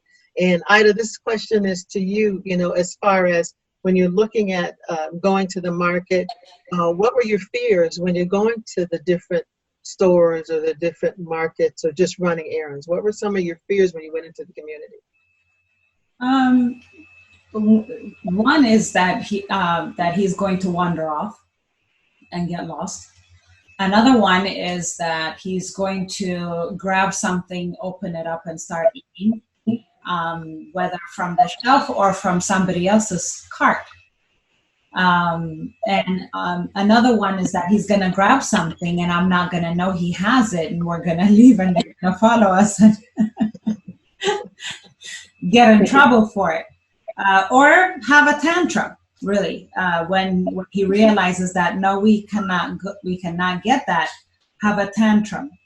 We did, for, I don't know, over a year, I think for a couple of years, we worked on just going to the store and behaving appropriately at the store. It was one of his plans in one of the therapies that we had, community outing. We would go to the store, either walk to the store or so he knows the neighborhood, and working on crossing the street. That took years to master. And then we would go into the store, make a list, actually, before we leave the house, make a list of what we want to get. It could be, we could have one thing that he would like that's approved, or sometimes, we're not going to get anything that he wants. Sometimes mom just needs to get groceries. So we would just get 2 or 3 items that mom needs. And we let him know we're not going to get you anything. We're just going to get these 3 things. We're going to find it, and going, looking for it, finding it, putting it on the cart, putting it on the, by the cash register, paying for it and getting out. It took about a couple of years of 2 to 3 times a week trip to the grocery store, and that's with the therapy. And then before that therapy began, I didn't like taking him with me. But after that therapy, I was okay. I felt confident and comfortable. I've always been okay with letting him tantrum. I didn't care. Any of my kids, oh, you want to act up? Okay, let's sit down. I'm going to let you finish, because everybody would look on. It's okay. Everybody kids tantrum. So I'm okay with those eyes. I'm okay with those looks that I get. So I wasn't so much afraid of those, but yeah, it's mostly just him getting lost, wandering off and getting lost, or picking up something that he's not supposed to, and me not knowing it. You mentioned in-home therapies, and that's a key point of them not just sitting and doing homework with the kids, but actually getting them out into the community and practicing those things and helping walk parents through those as well. For you, Fabian, I talked about the different transitions. When your kids are out, how do they do if you have to run multiple errands, like go multiple places in order to get things done? When Helena was younger, it was really hard. It's really hard for her. She's very, very rigid. Noah was a little bit more flexible, because I think because she was rigid, I made sure I threw everything at them last minute. I changed it up, and a lot of people said that that structure is good for kids. I kind of went the other way. I really last minute throw everything at them. So Noah's very, very flexible until this day. So with the shopping and grocery shopping, we did it step by step. We do a lot of different things. So, initially, we only shop from certain stores. That helps because people get familiar with the kids. A lot of times the workers would understand. So you have a lot more support when you kind of minimize them, at least in the beginning, the places you go to shop. So in the beginning, it was just, for Noah, I was just getting him in the store and being able to kind of go along with what we're doing. And then we worked on, once he got that down, we worked on him being able to independently go pick up a thing down the aisle for me. And then we worked on him, I would dictate to him in the car while we were going to the store to write down the list of things that we're going to be getting. And I would give him an item of 2 of his choice to put down also. And then that's kind of how we did it. So he's getting some for himself too, so it was not problematic. And then now he's a lot older and he's got that down. We're working on, he has chores at home that he earns money for. So he has a little wallet, he puts his money in, and now he has, with his therapist, he'd go to the store and be able to purchase on his own with his own money, whatever it is that he likes. So the trick now is that because it's a lot more independent, then we have to teach him not to walk away with anything without paying. That's big. So we always have to pay, how to stand in line, to know the money, how much money you have and what you can get with that. So we're kind of working on that. And so when he gets to the register, he has to stay in line. He has to be respectful of people's faces. And then he'd have to greet the cashier. And we work with 2 stores so the store clerks and everybody else in the store knows Noah. And even when people get agitated online or something like that, they would kind of let people know, give him a minute, give him a break. So partnering up with the local stores helped me. For Helena, it's a lot different. She'd have her money, and I would just tell her, initially, I'll park by the 7-Eleven, tell her, oh, we got to get a couple of things. And I would just watch her through the windows, and she'd have to go and buy it. So once she mastered that, it was the mall. So she'd have a friend or two in the mall, and I would have to, like, I would still be there watching in the back. And those kind of things. And then ultimately, she was able to do her own shopping independently and go with her friends and things like that. So that's kind of how we were able to do the shopping. And I think in both of your cases, you started small and then, went bigger, but it's interesting because it is something you had to teach them. It's not something that, they just learned from going to the store and observing and watching you and watching what needs to be done. They need that. Fabian, you talked about that priming, letting no one know what's going to happen before he gets in the store. And most of the time, people want that. Most people want to have some idea what's going to go on for their day. I mean, as adults, we can be more flexible and say, well, I'll do that tomorrow because I know my schedule tomorrow. But I think in each of these cases, the important thing is that you did work through it. Out of you like a couple of years to learn, crossing the street and how that impacts Ethan as he's going to grow and be able to navigate in the community.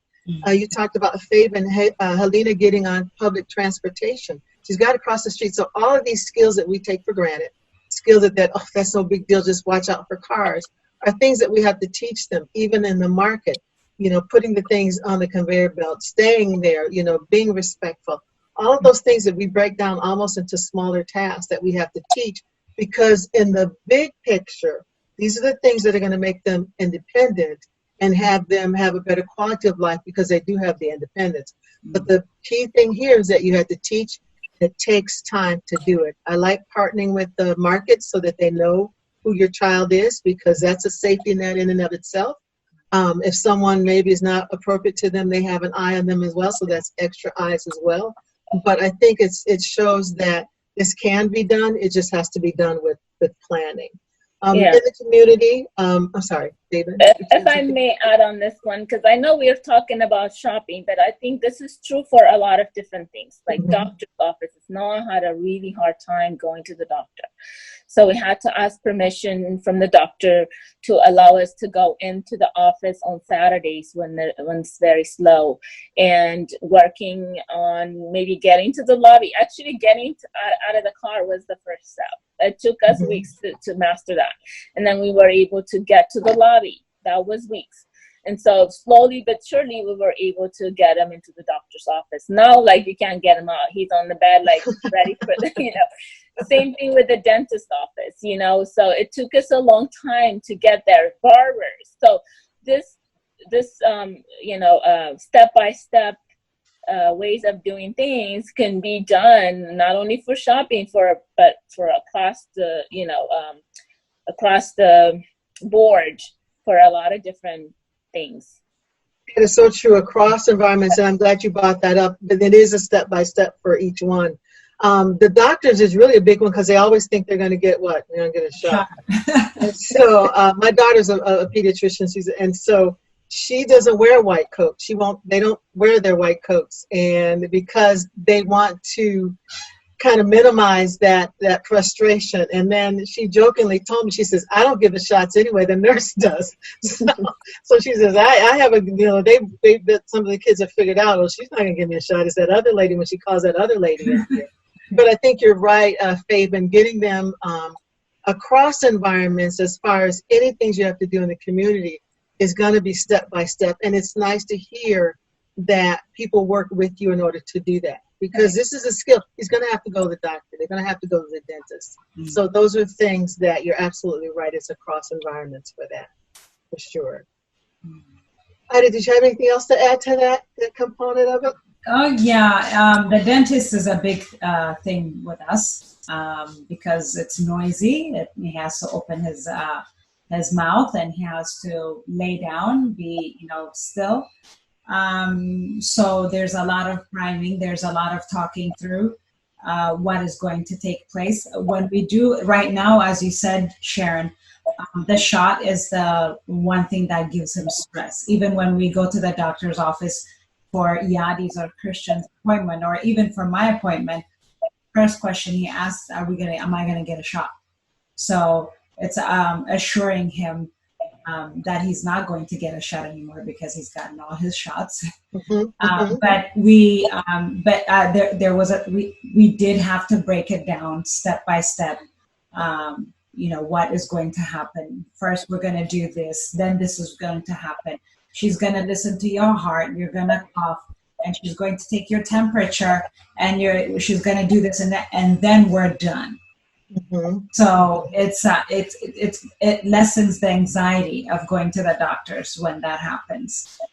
So it's, to this day still, I think the doctor's office visit is very nerve-wracking for him. And it can be. I think, even when we talked about having people over and having that activity and having a beginning or end, why am I going to the doctor? What's going to happen? The dentist, with the drilling and everything, we had a parent group, and they had established a list of dentists that were familiar with working with kids with disabilities. And so, they would take that time, to say that this appointment may take a lot longer than it typically would for neurotypical children, but it's working with them because, again, like I said, this is something that they can't avoid. They're going to have to go to the doctor. They're going to have to go to the dentist. And the better we can prepare our kids, the better they can, have better health and better, hygiene care as well. When we look in the community, we're going to talk about some recommendations you need to consider. The cognitive level. You may have a 15-year-old, but the cognitive level is that of a 6-year-old. You may have level and style of their communication, how they communicate. And Fabian has talked about for her son, how he communicates is different than her daughter. Their behavior, what are their levels for frustration, when we're looking at anxiety, difficulties we talked about with transition. We've also talked about sensory. You've talked about that, Ida, as far as Ethan with the dentist and, having that loud noise or leaning back or having the bright light on you, those things as well. And how much experience have they had in the community? So the less amount of experience they have in the community, the harder it is going to be for them to navigate.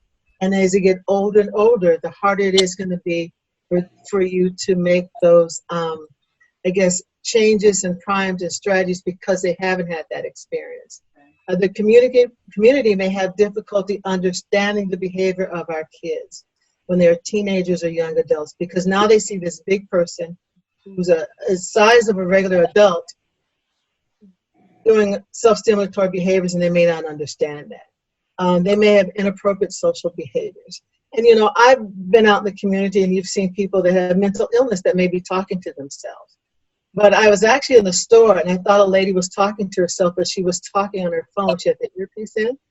And I thought, she's not talking to herself. She's talking on the phone because she was having a conversation. So a lot of times it may not be what we think it is. But these are some of the things when our kids and our young adults are in the community, some of the things that the community doesn't understand. So I almost feel like we need to do community training, not put everything on the individual that has autism, but put it on the community as well to be aware of this. Autism is a more popular, I don't want to say it in the terms of it's the best thing on the planet, but it is one of the disabilities that's talked about a lot. And so I think people have more of an awareness, but for our kids, you can't look at them and say, oh, they have autism. And I think that's so difficult for this population. They don't look like they have a disability. It's some of their behaviors that they're engaged in that kind of tip people off. So that's why the community can be confused and even fearful of some of our kids when they engage in self-stimulatory behaviors or inappropriate social behaviors.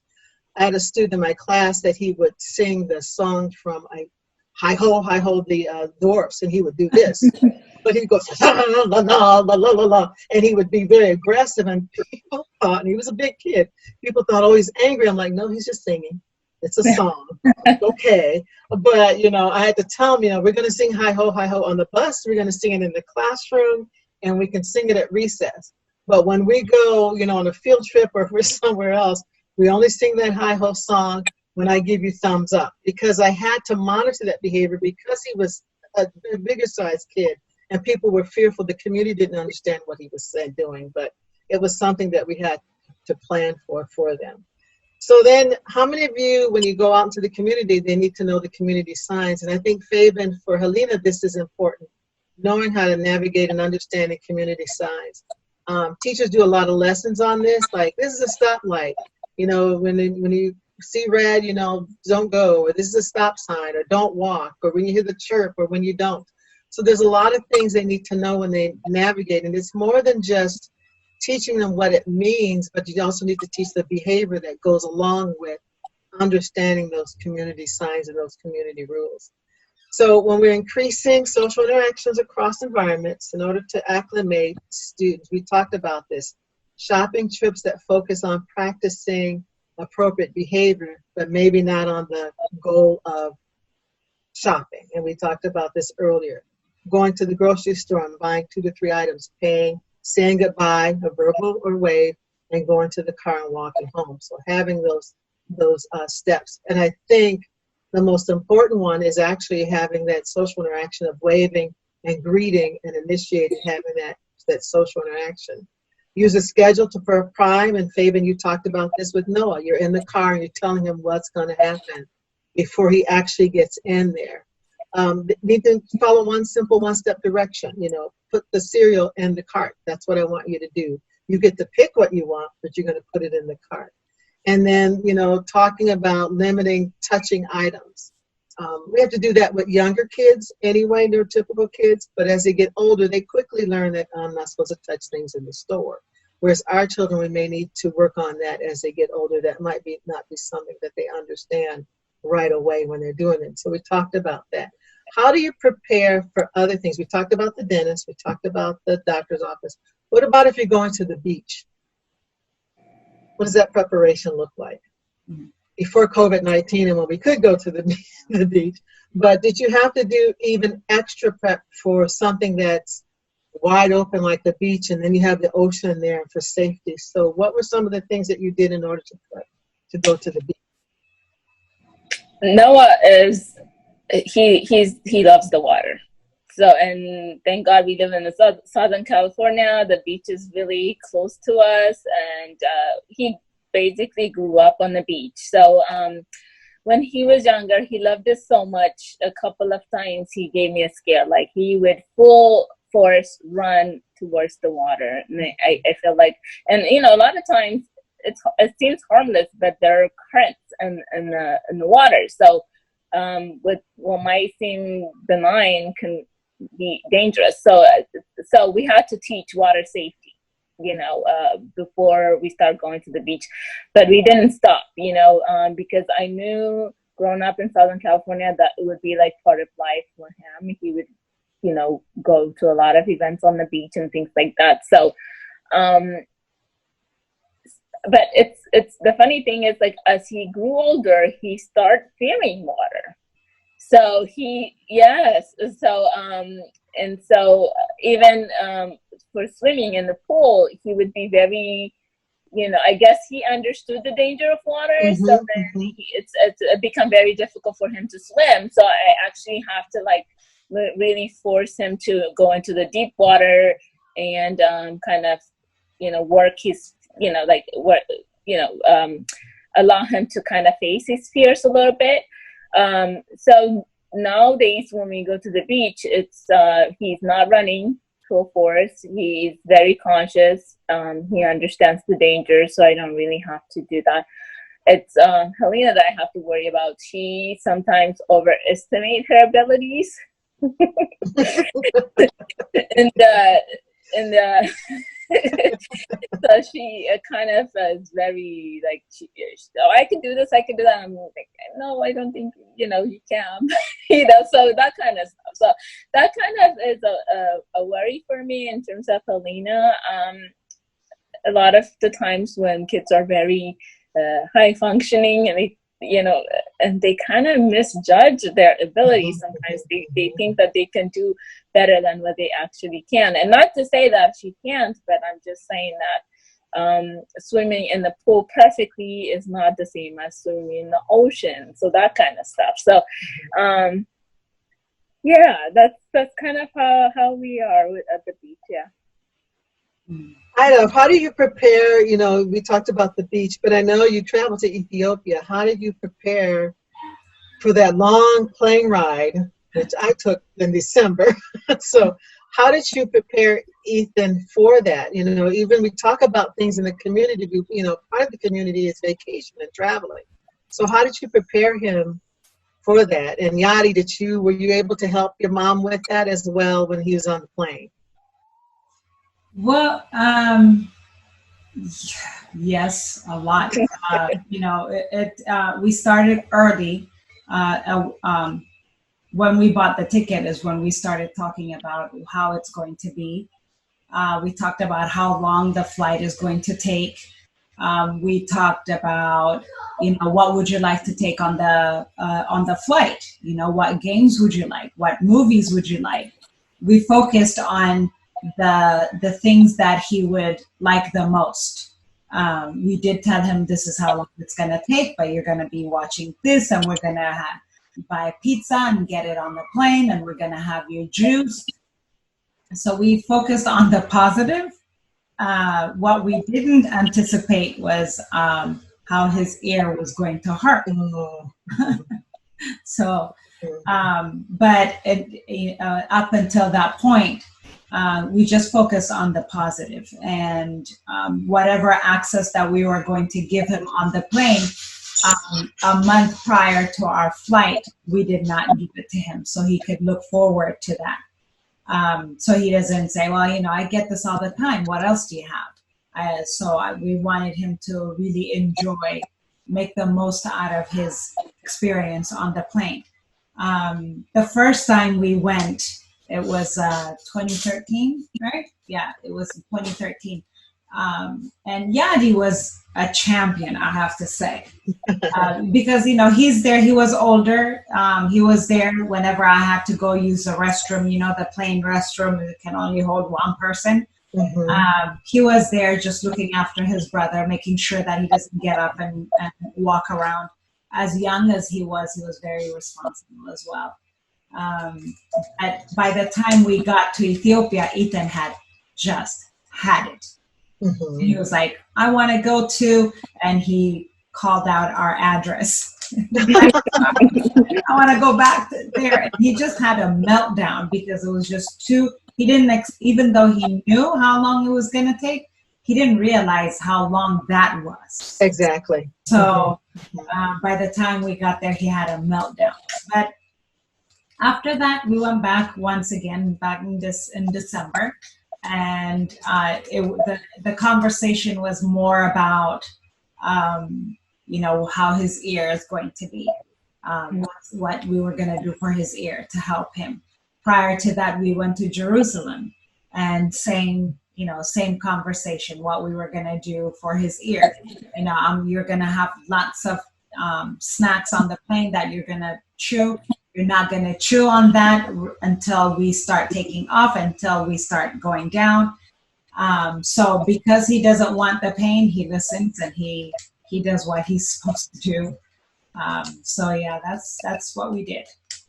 And, you know, that's important because, again, if you have family or parents or anyone that you want to visit and it requires a plane ride, then, you know, you want them to have that experience. You want them to see that family. You also want to be able to take those vacations. When I would travel from California to Milwaukee, I would, you know, wake the kids up. I'd get an early flight, like a 6 o'clock in the morning flight. But I'd wake them up at 3 o'clock in the morning, and they'd be up and they have breakfast and everything, ha, ha, ha. And then we'd get on the plane in order to, by the time they were exhausted. And so, you know, when I got to my parents' house, they didn't care anything about me. They just wanted to see the kids.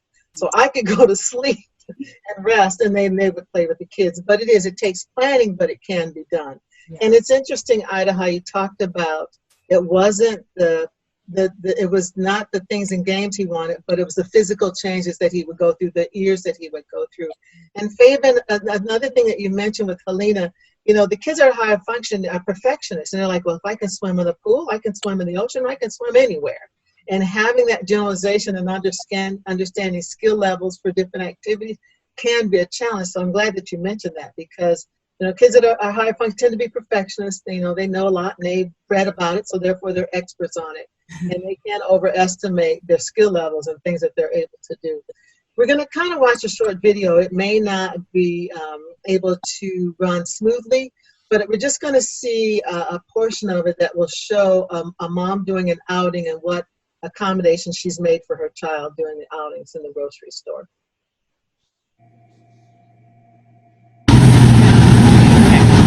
All right, let's go over the list of things. Can you say out loud what we're going to get? Apples, oranges, lettuce, orange juice. So what she's done is she's made a list, and she's going over the list. And you guys both talked about Fabian going over the list with Noah in the car beforehand, Ida going over and saying, these are items we're going to get and items we're not. So she's actually made a list for him. And on the other side, it says, when we are all done, Butterfinger. So that must be his reinforcer. When they're all done with the trip, all done with everything, gotten everything on the list, then he gets a Butterfinger, which is that motivating component. Also tells how long they're going to be in the store. This is how many store. This is how many items. This is what we're going to get, and this is how we're going to Milk, cereal, chips, bread. When we are all done, Butterfinger. Okay. And Arthur, if you do a good job, we will look at the. Okay, you gotta stay by mommy though. Okay. Good job.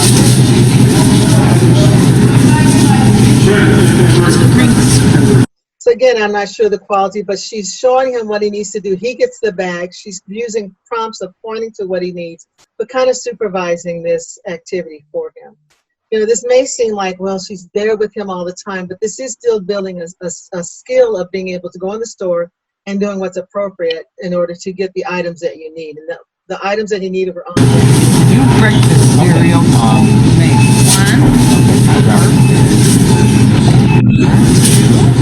Great, very good. What's next? Oranges. Let's get Okay, so she told him to get 3 apples, but she didn't have a number by the oranges. So now in order to let him know how many, she just puts the number 2 there. So this is just ways you can structure up. It's a whiteboard. She can change things, wipe things off, add things on as needed. And this helps him in order to be able to go to the store, get the items, and participate rather than giving him behavioral instructions of stay by me, stay with the cart, don't put that in. You're actually giving him activities that can be functional for him to do while he's in the store. So participants in the class continue to watch the video. You can see him go through the whole process of it. And at the end, hopefully he gets that Butterfinger. Yeah. So then we've talked about this a little bit of schedule. And even I think it was really neat when you said that with Helena, you kind of went the other direction where it wasn't so structured because she was so ritualistic and rigid. So knowing that, you need to know your child and how to really make those changes to meet their specific needs. But using a schedule to show the order of the activities and in what order they'll happen will help the child with transitions. We have pre-MAC, and then this one you can see first you're going to the doctor, then you're going to get Coca-Cola. And then on the other side, you can see that we're going to get in the car, we're going to go to the bank, we got to get groceries, we're going to stop and get something to eat, mom or dad's got to get gas, and then we're going home. Now you can change this around. Maybe you're like, you know what, we're not going to go to the bank. We can just put an X to it. But at least they know what they can expect and what's coming up. So when we talk about increasing adolescents and young adults, if they're higher, they're ready to move towards more independence. Practicing appropriate greetings and eye contact. And that we know that's something that's difficult for individuals on the spectrum. Focusing items they need to purchase and purchase procedures. And so we talked about that. Fabian, you talked about Helena. You're watching in the store that she's following the procedures she needs to purchase those items. And then practicing and understanding appropriate proximity and boundaries. With COVID-19, that's been solved for us. There are X's on the floor now where you need to stand. You know, that social distancing has really taken care of that in this day and time. But before then, our kids sometimes have problems with how close they need to be with someone. I've been in stores and people have been too close with their carts. And what I've done is I've turned around to give them that nonverbal cue, like you're too close, without saying, you know, back up or whatever. I can just turn around and look and they're like, oh, sorry, they'll move back. So an example of doing this independently would be getting lunch and walking up to the counter, greet the clerk, eye contact, place the order, pay for the food, thank you to the clerk, find an area to eat. Are others sitting at the table? Should you join or sit alone? Finish the meal and throw the trash. So this is just a simple example of putting that independence on the student, building that independence with that individual. So, Fabian, as you're seeing with Helena, you said going in the store. This could also match when you're looking at doing things like going to order food to see if they can do that as well. And it can start early. It can start early with you being there and tell them what you want.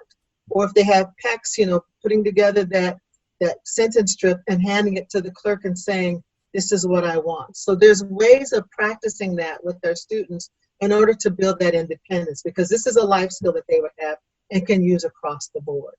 Ida or Fabian, have you practiced this with your children ordering food on their own? Yes, it's just like this. We would go to the grocery store.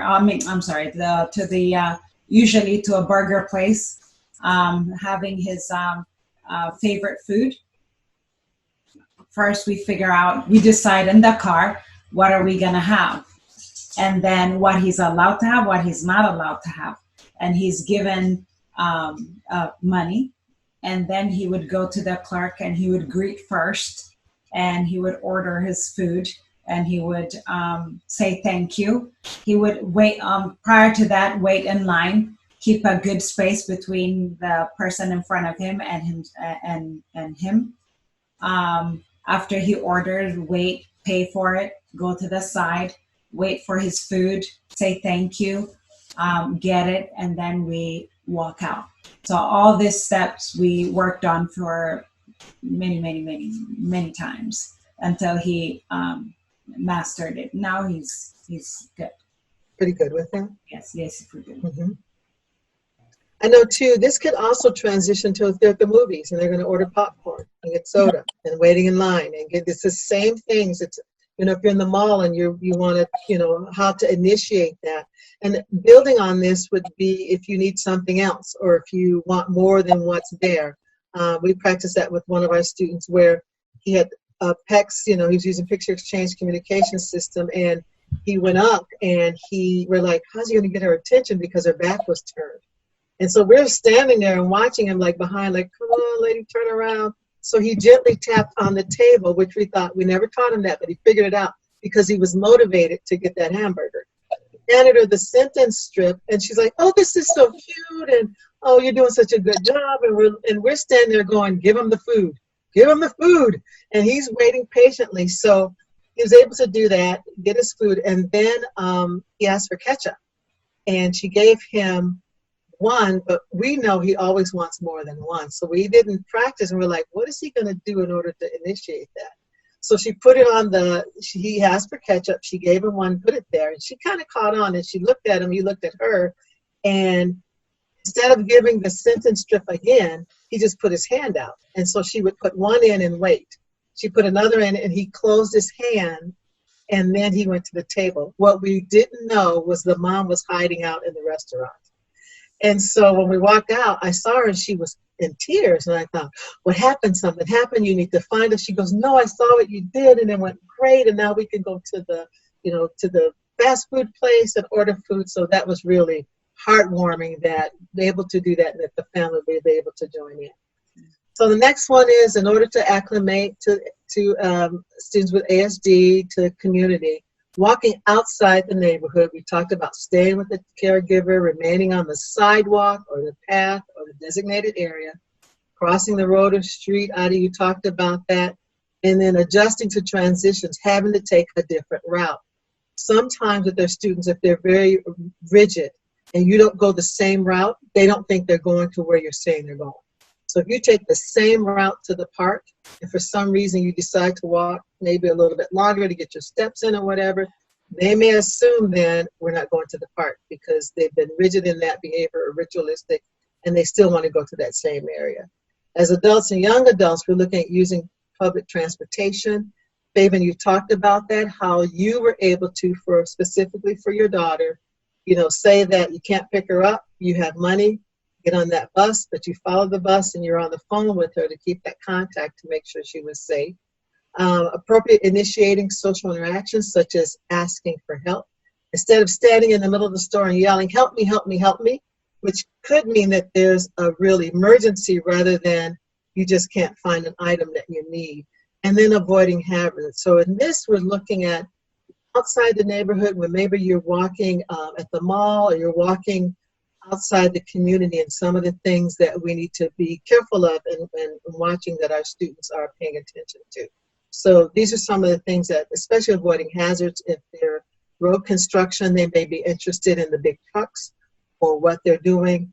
And I can say this, when I visited Ethiopia, crossing the street was very challenging for me because I thought nobody's stopping. I don't see a crosswalk necessarily.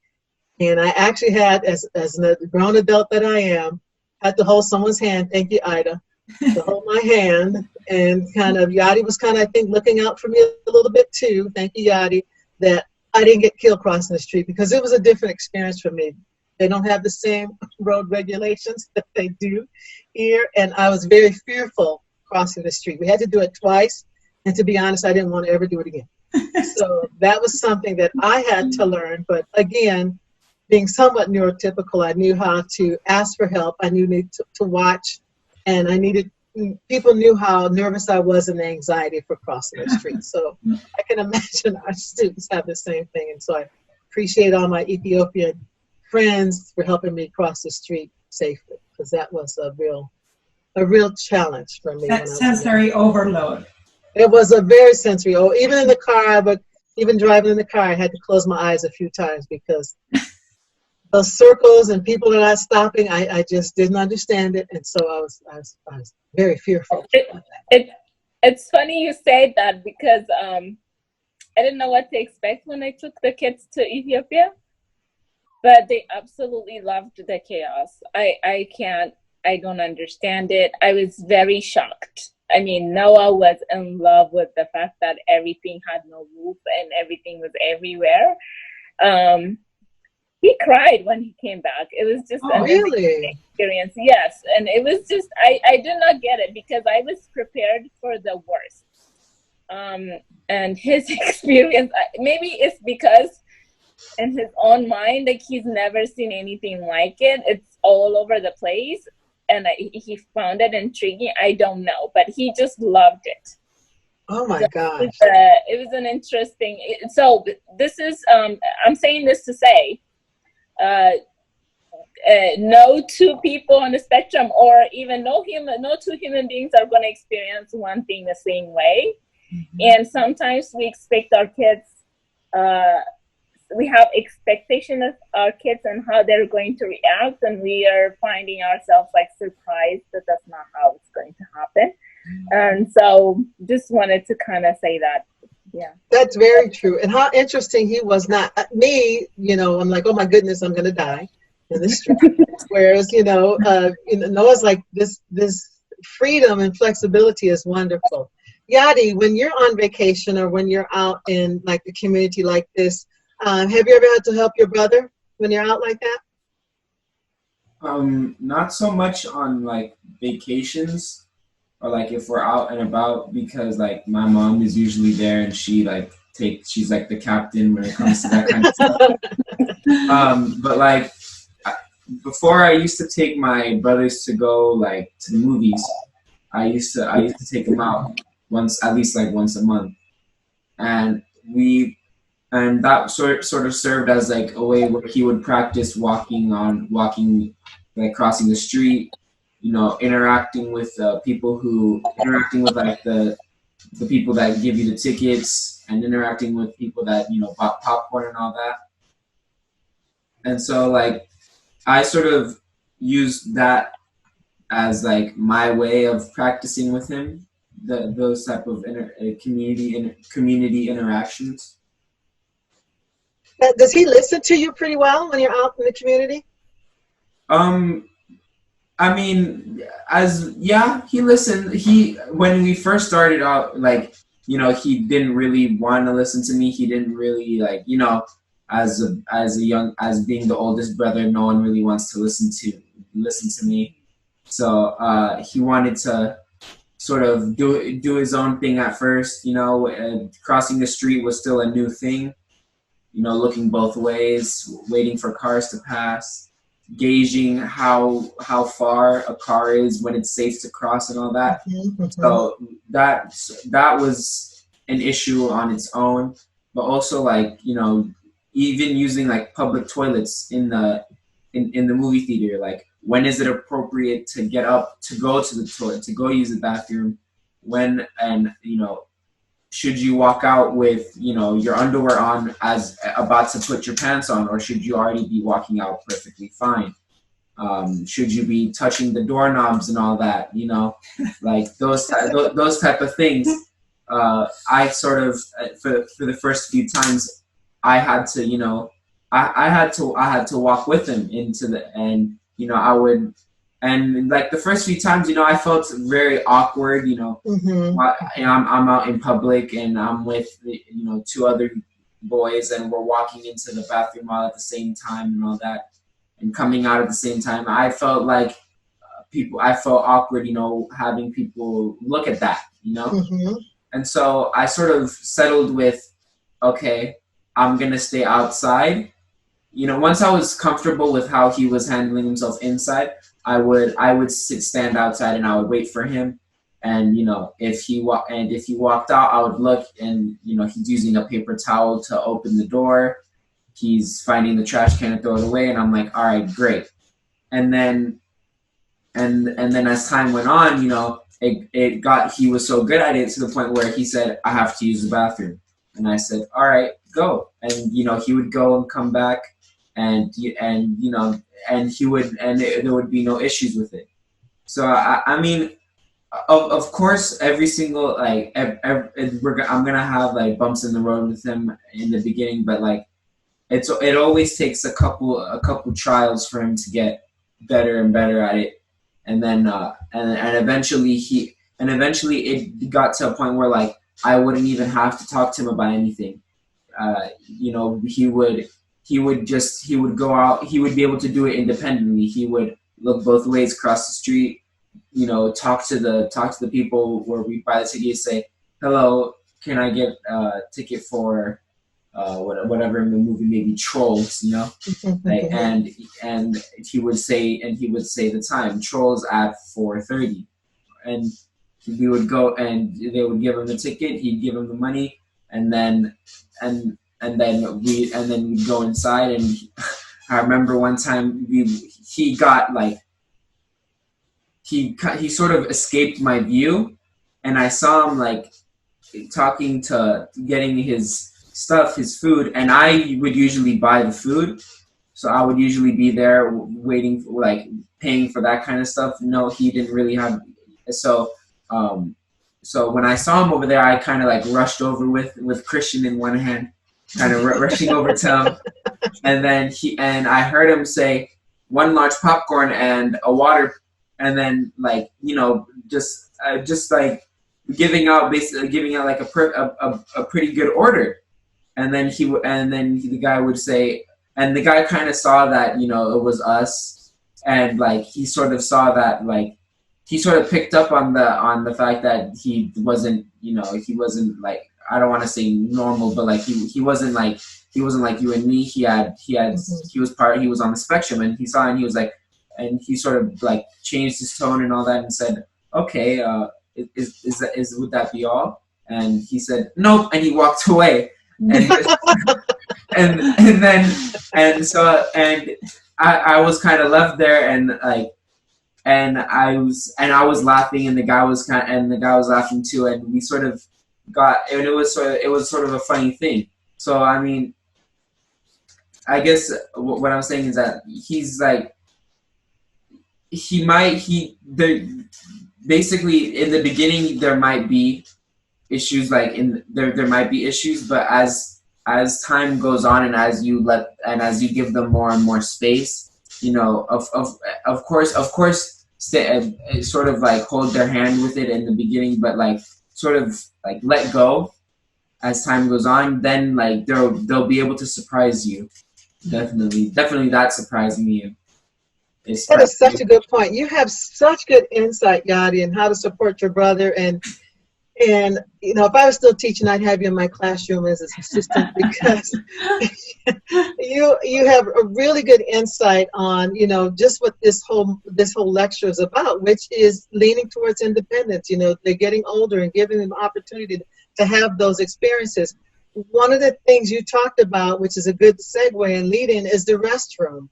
And, you know, we talked about the wandering and with an environment, look for areas that might draw them away. In stores, look at elevators or exit doors in order to be aware of some exit points. So if they wander away, where's that elevator? Where was that, you know, exit, so that you may know the direction they may have went and if they've left the building or they've left the area. But a key thing is the restroom. And I think any parent, you know, when you're in a public restroom, you want to make sure that your child is safe, but especially for our kids that are on the spectrum. But there's rules, you know, and Yadi, you talked a little bit about that, you know, avoiding eye contact in the men's room.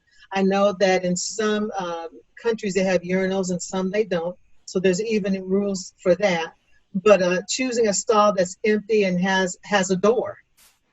There's some places you go and they don't have a door and it's a public restroom, and then look for the stall door and not lock the stall door and not talk to the person that's next to you. And then washing your hands and walking out without engaging in conversation. So when they're young, and especially, you know, both you, Fabian, and Ida, you have boys, and Fabian, you also have a daughter. But when we're talking about the men's restroom, for a lot of my students, we just said that they had to use the stall. It was the safest thing to do, to make sure that they locked the door and everything, and to keep them safe. But Yadi, you talked about how, you know, going in there, you kind of felt awkward, like 3 guys going in and 3 guys coming out. Mm-hmm. But how you have to be mindful when they're in that restroom. So Ida, how did you manage that? You know, quickly go over how you went over the rules for Ethan, and then also Fabian, I'll have you do it for Helena on the next slide when we talk about females. So Ida, for Ethan, can you describe what you did in order to make him safe in the restroom? Initially, I took all the boys with me to the ladies' room because they were little enough. Mm-hmm. And as time went on and they got taller and it became evident that they shouldn't be in the ladies' room, we chose a family restroom. I was very protective when it comes to restroom. That was even to this day, I'm not very comfortable with restrooms, but they're taller than me now, so I'm okay with it now. But I chose the family restroom to let go of that and to teach him how to use the men's room for more than one person. We had a goal that we worked on at school, at home. Ethan had a tendency to go strip down to go pee and just kind of let it all hang and not, you know, oblivious to who's there, what's looking, what's appropriate, what's not. So we had a written goal to work on that. We do not under any circumstances expose ourselves in public. When you go to the restroom, you know, if you're more comfortable taking all of it down, then you need to use a stall that has a door and you need to lock it. And before you come out, you have to be fully dressed and buttoned. Do not come out unless that happened. And so luckily, you know, the majority, almost all restrooms have stalls with a door, so we don't have to worry about that. But it took a very long time, over a year, to work on that. Just safety, bathroom safety. And I have a thing about just not opening the door after you wash your hands. Yes. You have to use a paper to open the door. Otherwise, you might as well not wash your hand at all, because it's as dirty as anything. So just breaking all that down took over a year to work on that. And the safety part, like you said, of being fully dressed, having your pants all the way pulled up before you exit the stall, You know, some may say, well, before you exit the restroom, make sure you check yourself and your pants are up. But by then, you know, you're still walking around within the restroom common area, but not in the stall for that. We look at for women, and Fabian, I'm going to have you participate in this or share your information about Helena. They tend to have more common. We tend to talk more in the restroom. Once in the stall, you know, we don't speak to others, wash hands, and exit. And one of the things we had to teach one of my students was when she went in the stall, make sure that there was seat covers and toilet paper in the stall. Because what she did was she noticed there wasn't. She got on her hands and knees and crawled under that stall exactly into the other one to see if it had, you know, toilet paper in the stall. So we had to really navigate that for her. So Fabian, how did you help your daughter? What process did you go through for a girl for using a public restroom? So the good news is that she's a girl, so she's able to go into the restroom with me. So we kind of went over it, and she was able to quickly pick it up. And, you know, like I said, she's, you know, for the most part, it's the social aspect that's very hard for her. So for the most part, she was able to pick it up. And then, you know, this goes on to show you when you have a kid on a spectrum, you know, you're never done teaching. So when she went off to college, then I had to cover that part of it, right? Yes. So, you know, then you're going to be showering with people. There are going to be things left, you know, out. And so how to keep yourself safe, how to be clean for others too. Like, you know, it's not only like you have to avoid uncleanliness of other people, but you also have to make sure that you leave things clean as you go. But I know you know, I really don't have a lot more to share with that because she did pretty well on that. But I want to talk about Noah a little bit because, you know, we did a lot of work in terms of when he was younger. Obviously, I'll take him to the bathroom, all these things. We worked a lot with the AV providers in the house to practice safe restroom use. We did a lot of, you know, picture lessons, you know, with the public restrooms and things like that. And I feel like Noah, for the most part, got it down, but Noah still is very limited in terms of his verbal skills. So we run it on occasions. We do run into problems in the restrooms because there is no scenario that I can, you know, I can't cover all scenarios and teach him all scenarios. So I remember one time we were at a restaurant and I, you know, and I usually am right outside of the bathroom. He came out, a guy came out running and I was so confused and I kind of suspicious. I was like, what's going on? And he was like, there's a guy, you know, looking up the, you know, the stall, like looking into the stall. And I said, well, that might be my son. Hold on. Like, what does he look like and what's going on?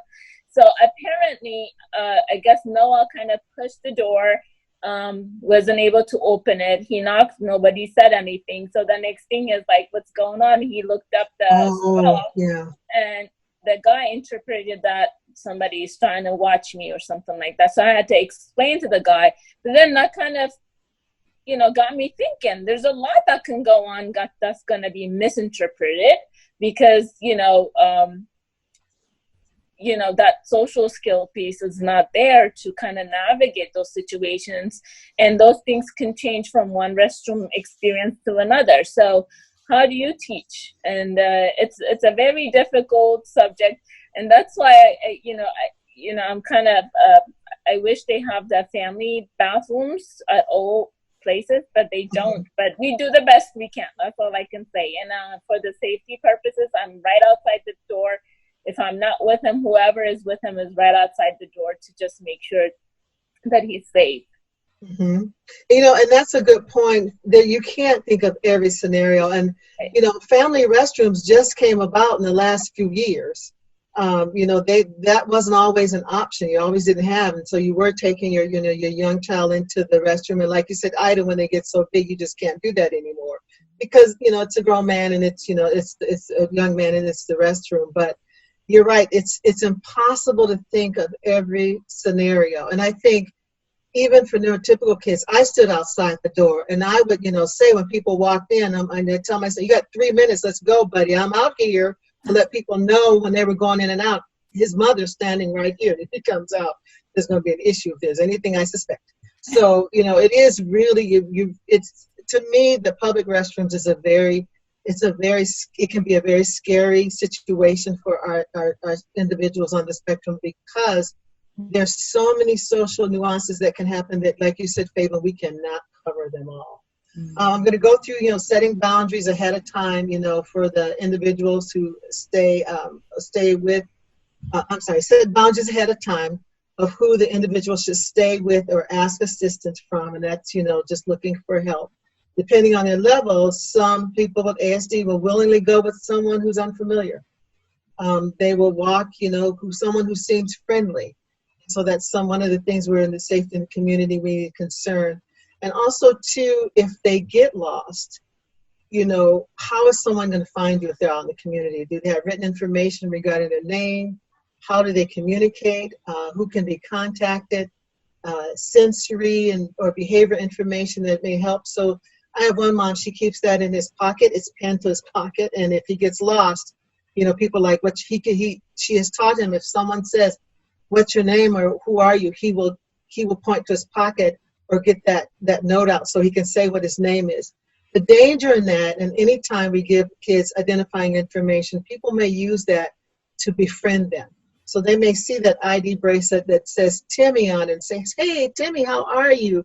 And because the child has been addressed by name, they may think this person must know me. They must be a friendly person. So again, that's a very difficult thing to navigate, on how much information you put on your child, and then how do they go about requesting and asking for help. So these are things that you practice in the community, and you, as you said, both have said, that you kind of figure out along the way, because it's really hard to kind of predict those things in each and every time. So there's certain things we talk about, the hidden curriculum, and those are social rules that you just know without anybody teaching you. You just know to do these things, and no one had to sit down and tell you what to do. But unfortunately, with our students, they don't understand all the hidden curriculum rules. So we talked about the restroom rules, not looking under the stall to see if there's someone in there, or holding a conversation with someone during the time when you're in the restroom. Not to laugh when someone falls, and I'm going to have Ida share a funny story with that, or making fun of someone's clothing. You can think that in your head, there's a strategy, keep it in your thought bubble, but it's not something that you say, which is hard for our kids to do. And then rules need to be specifically taught to individuals with ASD. We need to sometimes teach them those specific rules that are part of the hidden curriculum. So, Ida, if you would share that story about Ethan and the hidden curriculum rule that he just didn't understand. Yes. We had no idea this was going to happen also. We were out and about, and this lady, she tripped over something, and it took her, she stumbled for a while, and it took her a few seconds to dive to the ground, right? And we were all like gasping for air, like, she's going to break something. And she dove. Thinking about it now, the way she fell, it's a little funny, but at the time it wasn't. It was very dangerous. And next thing I know, Ethan from next to me, he just busted out laughing, and he said, "Do it again." So I did not expect that. I didn't expect that to happen. So these are the things that we have to talk about and teach him. And, ever since that day, if we saw somebody stumble, I hold his mouth and just get him away from it, because he might ask that person to do it again. Do it again. Yeah. So he just didn't understand that. She could have gotten hurt. It's too funny. So there are some things that are just unacceptable in the community, and these are just this is just a small sampling, and it's poor eating skills. And, you know, in different communities and different cultures, that those rules are different. Toileting skills and inappropriate personal behaviors. And some of the hidden things, you know, like someone belching out loud, really loud, or doing things like that.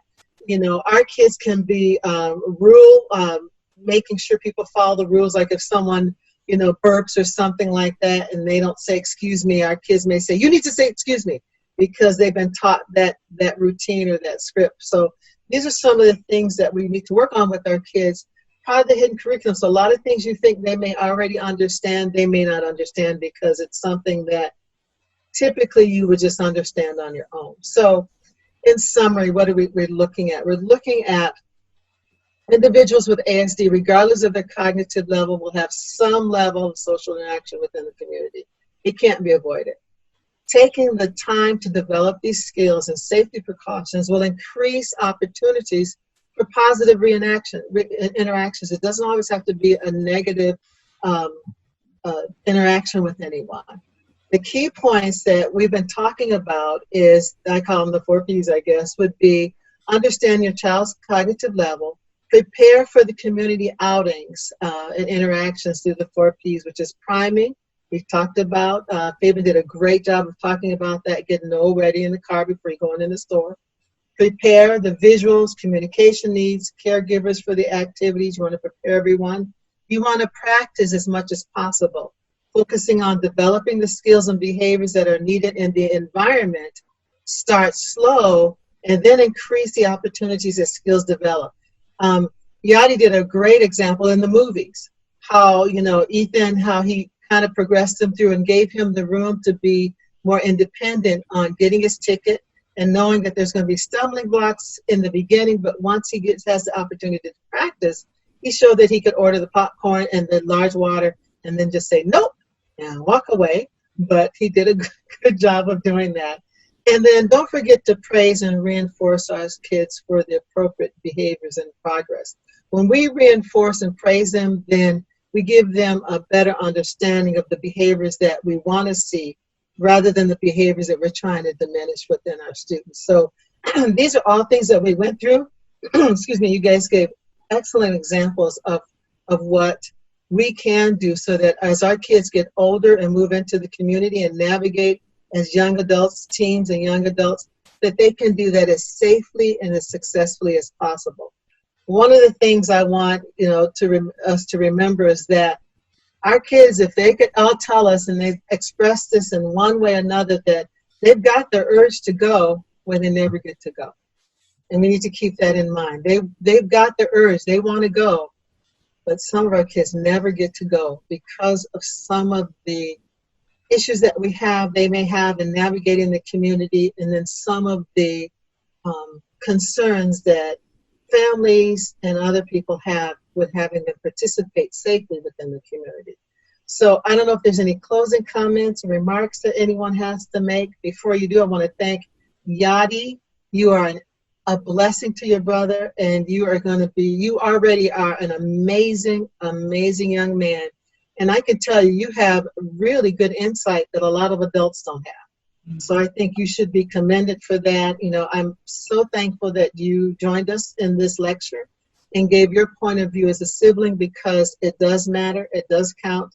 And like Fabian said, you're going to have a long relationship with your brother, and knowing that you're off to such a good start and you care for him so greatly really touches my heart. And Fabian, I want to thank you also too for just lending information about Noah and Helena, showing that this is truly a spectrum disorder, that you have one child that's at the university and one that, you know, is working on just the basics and understanding and communication skills. So I don't know if anyone has any closing remarks before we. I do. Okay. I'm sorry. So I kind of want to touch on a little bit about friendship and how important friendships are. So we do all the social skills training and social skills development for our kids. So eventually they would have meaningful relationships. And I know I can speak for the Ethiopian community. Like I see a lot of families especially when the kids get older, the kids are at home with the parents. That should be the case. The kids should have meaningful friendship that are maintained over the years and be able to have that friendship continue after the years. A lot of the times we tend to take our kids to our friend's house, to family's house, but we don't really have friends for them that they go to or they hang out with. So that's very important, especially as they grow, especially when we're no longer here to care for them. They still have to have relationships outside of the family unit and be able to engage with people, because there is a notion that when someone is not verbal or doesn't go out of their way to seek people, they're not social. But that's a wrong impression. People are by nature social. It's just that the way they interact with each other is a little different, and a little more understanding would go a long way. So I just wanted to encourage people to seek other kids that are just like their kids and find friendship for them and facilitate those relationships. That's a good point. Yes, thank you. If I may add to that, and that's a beautiful thing that you said, Faven, thank you so much. It's very important. I also want to talk to the parents or caregivers. Don't be afraid of your children having a meltdown or a behavior, or don't be afraid to take them out into the community. If you don't practice it from early on, then they're not going to be able to have a meaningful, independent life. It takes long to do it. It's hard work. We didn't get here with Ethan. We didn't wake up and just get here. Lena didn't get to where she is to the university just because. There's a lot of process that were a lot of effort and process that we went through to get them to where they are now. And it's possible for all kids. For all kids, it's possible to improve and get to a point where they could be independent. The level of independence might be different, but still independent. So don't be afraid to get them out. Don't be afraid to introduce them. Don't be afraid to take them on errands. Wherever you go, don't be ashamed. And don't lower your expectations because they will rise up to whatever expectations you set. You know your children best, so don't be afraid. Well said. Again, thank you everyone for participating in this lecture. Special thank you again to Yadi, and a special thank you again to Faven for sharing your experiences. And I hope that each person that's taken this course has a good understanding that they've got the urge to go where they never get to go. It's important to have our kids in the community and to establish those friendships as well. So thank you very much for participating in the lecture. I appreciate it. Thank you very much, everybody. And this concludes this week's training.